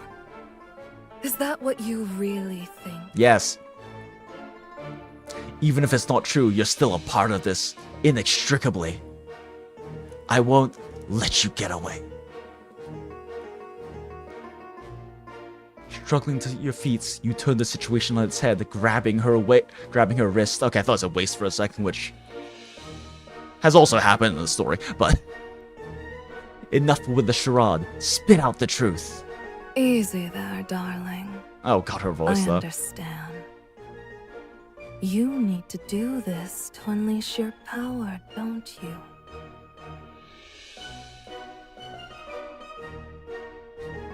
She guides your left hand to rest on her lower back. The black satin dress clings enticingly, its bold back cut extending to just above her lower spine. God, they... I just will just fucking throw in, like, these incredibly, like, romantic, enticing, like, intimate lines just out of fucking nowhere. It's like, goddamn, that is... Like, it's sexy isn't even the right term. It's a very sensual way to describe things. Come on.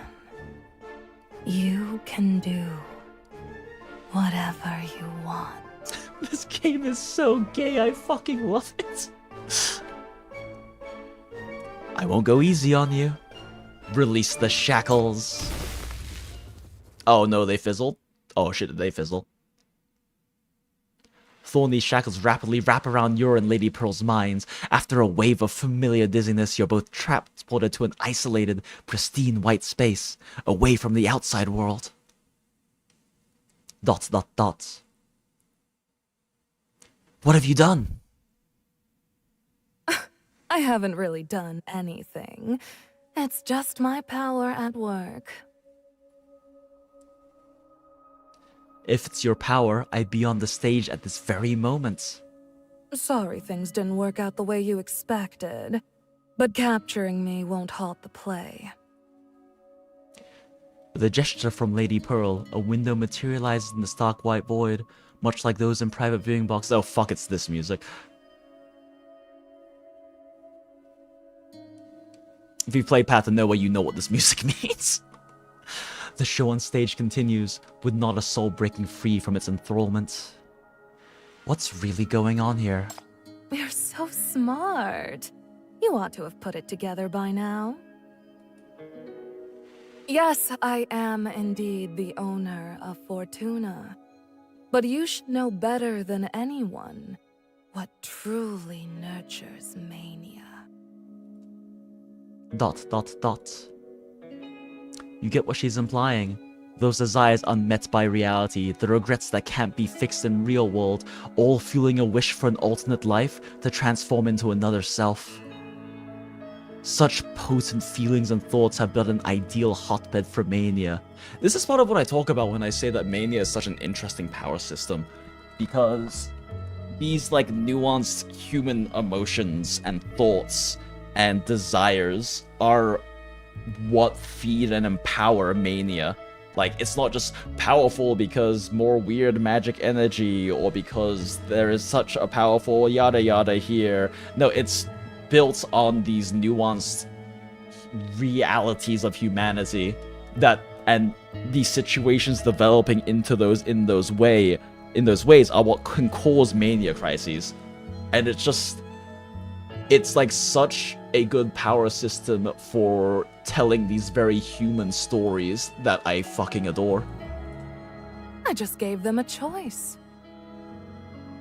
This whole play is a creation of their own making, a result of the roles they chose for themselves. They desire it. They long for it.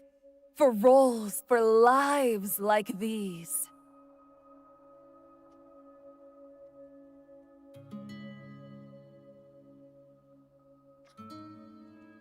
Lady Pearl moves to stand by your side, observing the performers with you. Just capturing me won't change anything. If you want to halt this performance, you'll have to rewrite the script. But to rewrite it, you'll have to take on a role within the play.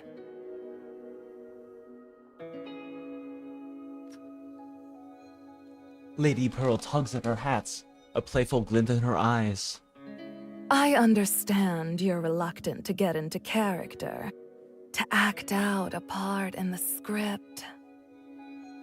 But it's exactly for this reason that there's a role that's perfect for you.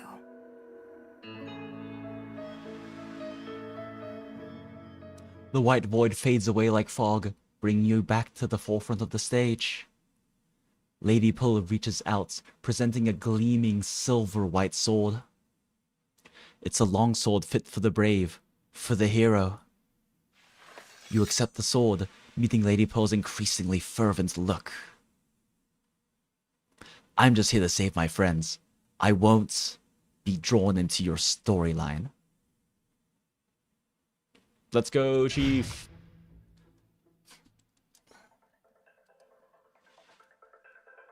It's part of what I love so much about... Oh my god, we have to manage the theater again. It's part of what I love so much about...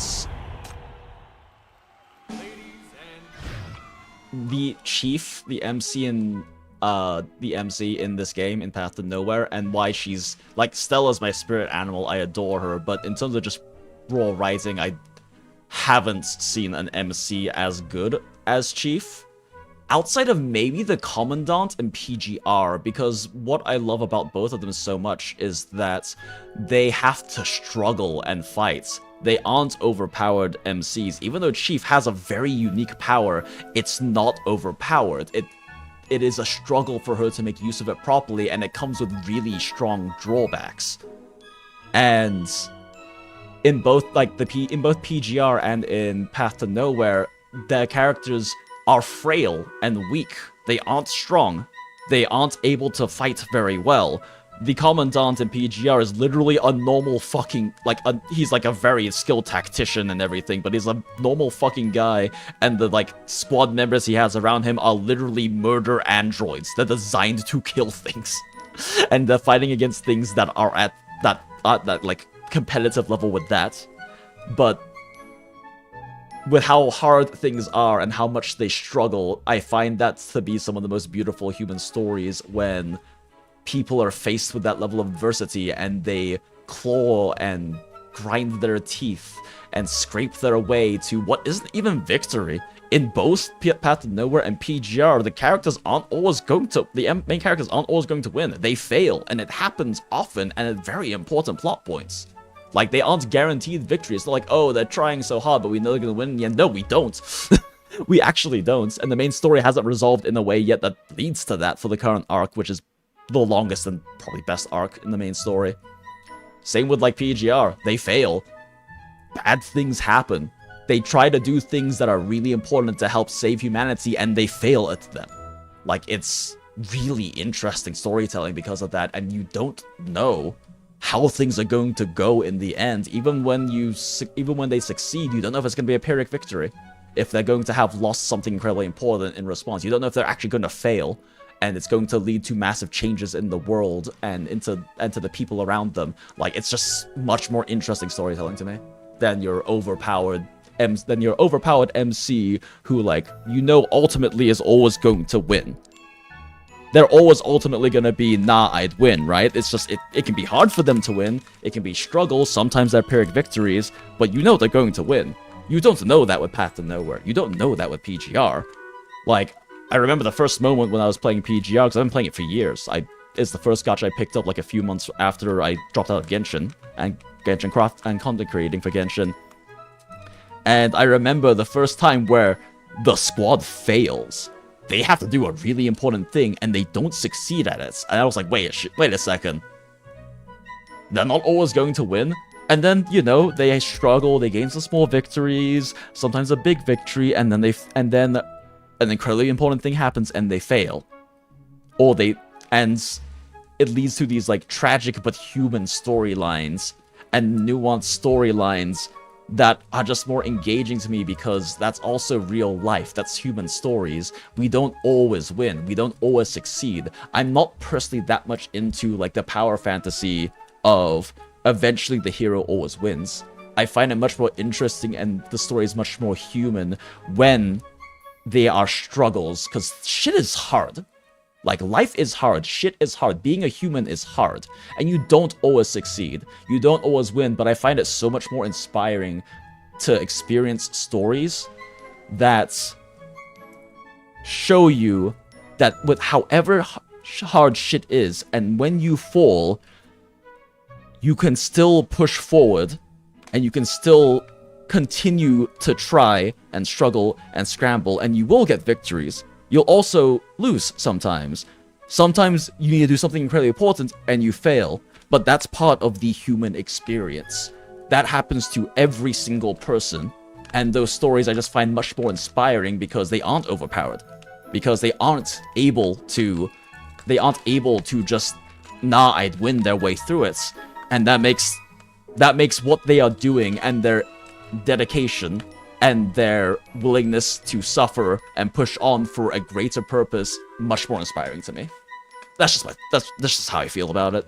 Those are the stories I much prefer, which is why I enjoy Path to Nowhere and I enjoy PGR's storytelling so much, because that's what they do. They both have very mature writing styles where they explore these nuanced topics of being a human. Not even what is a human, right? Because those can be different stories entirely, like the whole like robot android thing, like what makes like synthetics and stuff, what is a human. Those are also interesting, but not what I'm talking about. I'm talking about stories that really explore what it is truly like to be human, to be raw, to be emotional, to react to these situations in various ways, to just try to do what you can, but not always succeeding.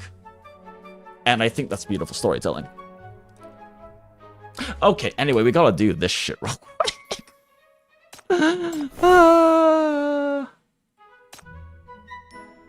Wait, can I just like... Oh, I actually have to get a new lineup. Okay. Missed the fantastic performance. Interesting things happen behind the scenes too.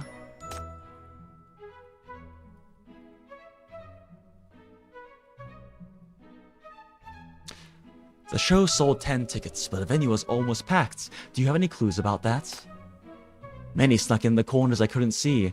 There are too many ticket evaders. Boss, are you sure we can't hire more staff? Looks like we can't skimp on this anymore. We need to think of a solution. Let's see if we can hire some part-timers who do good work, but don't ask for much. God damn. Oh my god, and it's KK, are you fucking kidding me? That's so fucked up.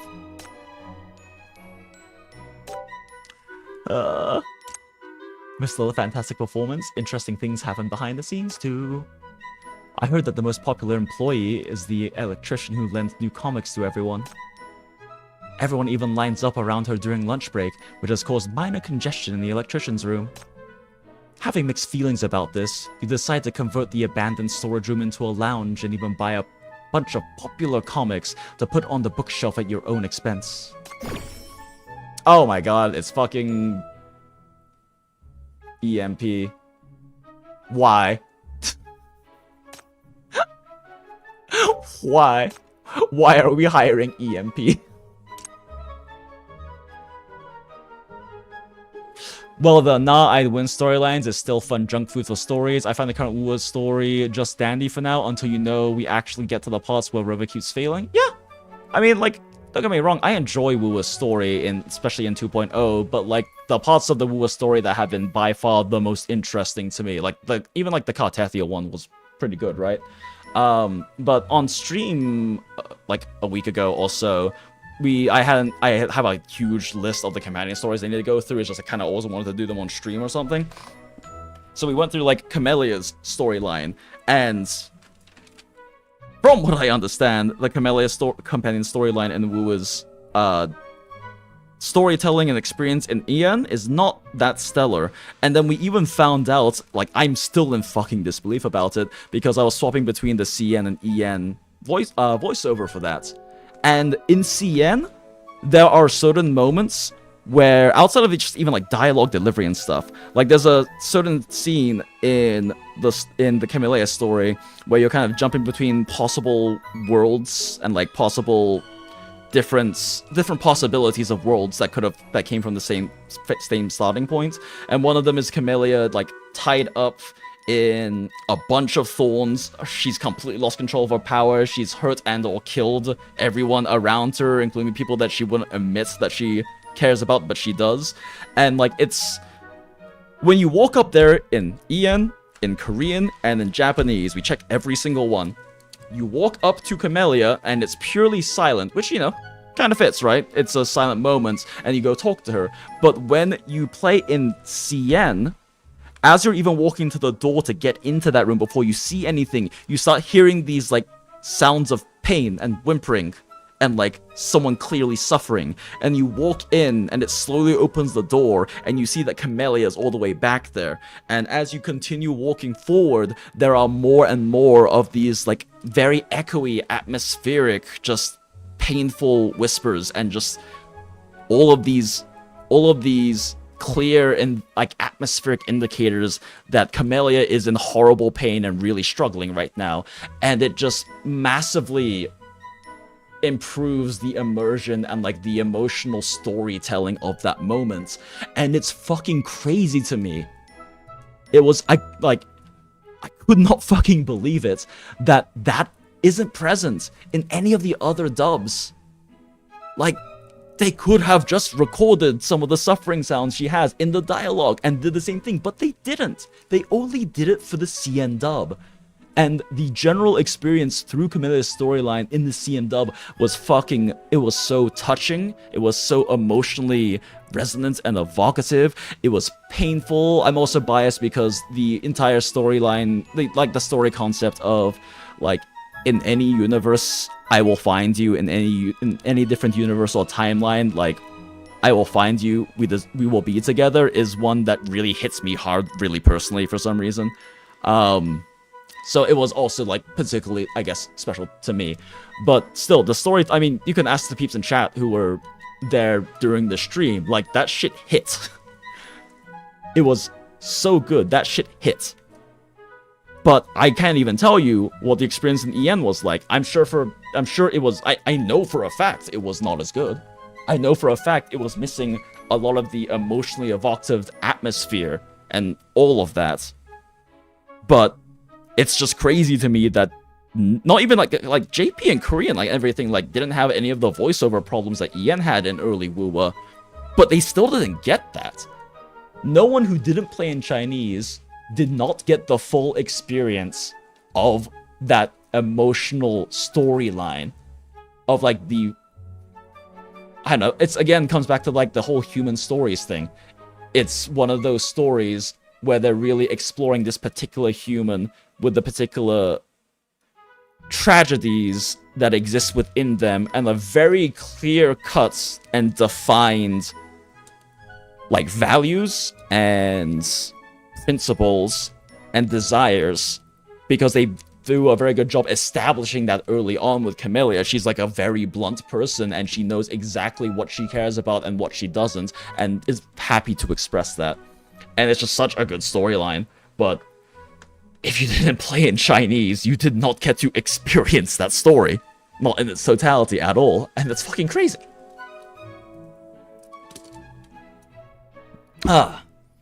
It's not a Jinx stream unless we do like 20 minutes or 10 minutes of content and then have a random yap tangent, smile. Every time I tune in the screen, Jinx is playing a different gacha game. It's good to see Yuri. Yeah. Yeah, I don't know. I play a lot of gacha games, and I don't play them because, like, oh, I like gambling one. That's actually my least favorite part of gacha games, is the gambling and the monetization model. But at least the reason why I play a lot of gacha games, and every gacha game I play because I enjoy the story and or mechanics, but generally it requires both. Because they are just factually the best quality anime style games in the markets, especially in terms of live service and constantly updating and growing and new stories developing. And part of that is definitely because the predatory monetization allows them to have a lot of continual resources to put back into the game like that. And like a decade ago, gacha games were pretty well known for being like trash. They were barely games, they were just kind of gambling with like pretty PNGs and shit. But like there's definitely been a strong shift in that direction even before Genshin. Like I would say probably at least a few years before Genshin, close around like Honkai Impact's time, a lot of these now currently older gachas popped up that were doing that. And like I enjoy them because they're genuinely good games, and they also are some of the best stories and storytelling, because I am a massive believer that video games have the greatest potential for storytelling, because they can do everything other mediums like movies, TV shows, books, anything else can do, but they have additional things that they can leverage, like the gameplay, the extra immersion that can give you, like all of these different aspects that you can't have in other mediums, but it's very rarely actualized. That's very rarely does a video game actually make use of its tools to do that. But some of these gacha games do, and it's fascinating. And they tell such good stories, and I love stories. I love narrative games. I love stories. I want to write my own someday, but that's like a whole different fucking project. I have other things I'm focusing on first. But, I don't know, it's they're great experiences. And also the dailies kind of give me a semblance of a routine, which helps keep, is like a very probably unhealthy point of stability in my life, but at least the past few years there's been not a lot of that in my life. But yeah, I don't know, I love games, but I don't just love game, and obviously I'm a molder too. I've had streams where I'm just fucking molding for speedruns because I enjoy doing that. Like, I enjoy really deeper mechanical gameplay too, but gacha games are one of the only places I've seen where that also can be combined with incredible stories and storytelling. Yeah, gacha games nowadays are very high quality, to be honest. Yeah, and the unfortunate reality is that that costs a shitload of money. And that's why a lot of people are concerned about things like Silver Palace, because Silver Palace is very clearly a big money investment. Like, its graphical fidelity is a step above what we even have currently. It's got this huge open world. It's got so much going for it, but it is going to cost a lot. So if they can't do a good job capturing a sizable enough chunk of the like open world, high fidelity gacha audience, they will end of service because it's gonna be too expensive. Like, games with less of that intensive stuff can survive much longer. Like, Path to Nowhere is beautiful, its storytelling is fantastic, and they use so much artistry in it in so many different ways across all of their events and storylines. But it's a lot cheaper, this shit's a lot cheaper to produce than like a Genshin patch, than like a WoWo patch, even a Star Rail patch. I mean, they don't have much in terms of like full animated sequences. They don't have much in terms of like massive rendering. The stuff is primarily fun little things like the music, like the musical video, the musical like moments we saw over here, and then like gorgeous illustrations, beautiful music, excellent writing. And like, it's hard to have writing of this quality level, right? Like, it's hard to have writing of this quality level, but it's not super expensive. It's more a matter of finding and refining the talents and like giving them that room to like really tell great stories, which ISO's done a great job with finding their writing team. Incredibly great job. But it's not as expensive to produce, so like this money makes like literally a 20th, like a 30th to like a 30th to a 100th per month compared to what Genshin makes or Star Rail makes. But it still is plenty successful enough to survive, and it's still plenty good enough that it beat out Genshin for the top 3 at the Waybo Game Awards in 2023, and Shalom, who is incredibly well written, she's like a perfect woman, but she's like such a perfect character. She's so good. She won Best Female Character in Gaming, all of gaming, not just gacha games, all of gaming at the Waybo 2023 Awards, which is like China's big, massive gaming awards thing. And the thing is that this isn't like, you know, like the Western Game Awards stuff. It is based heavily on public voting and public opinion of things. And keep in mind, 2023 is the same year Farina came out in Genshin, and if you are anything adjacent to Genshin, to the Genshin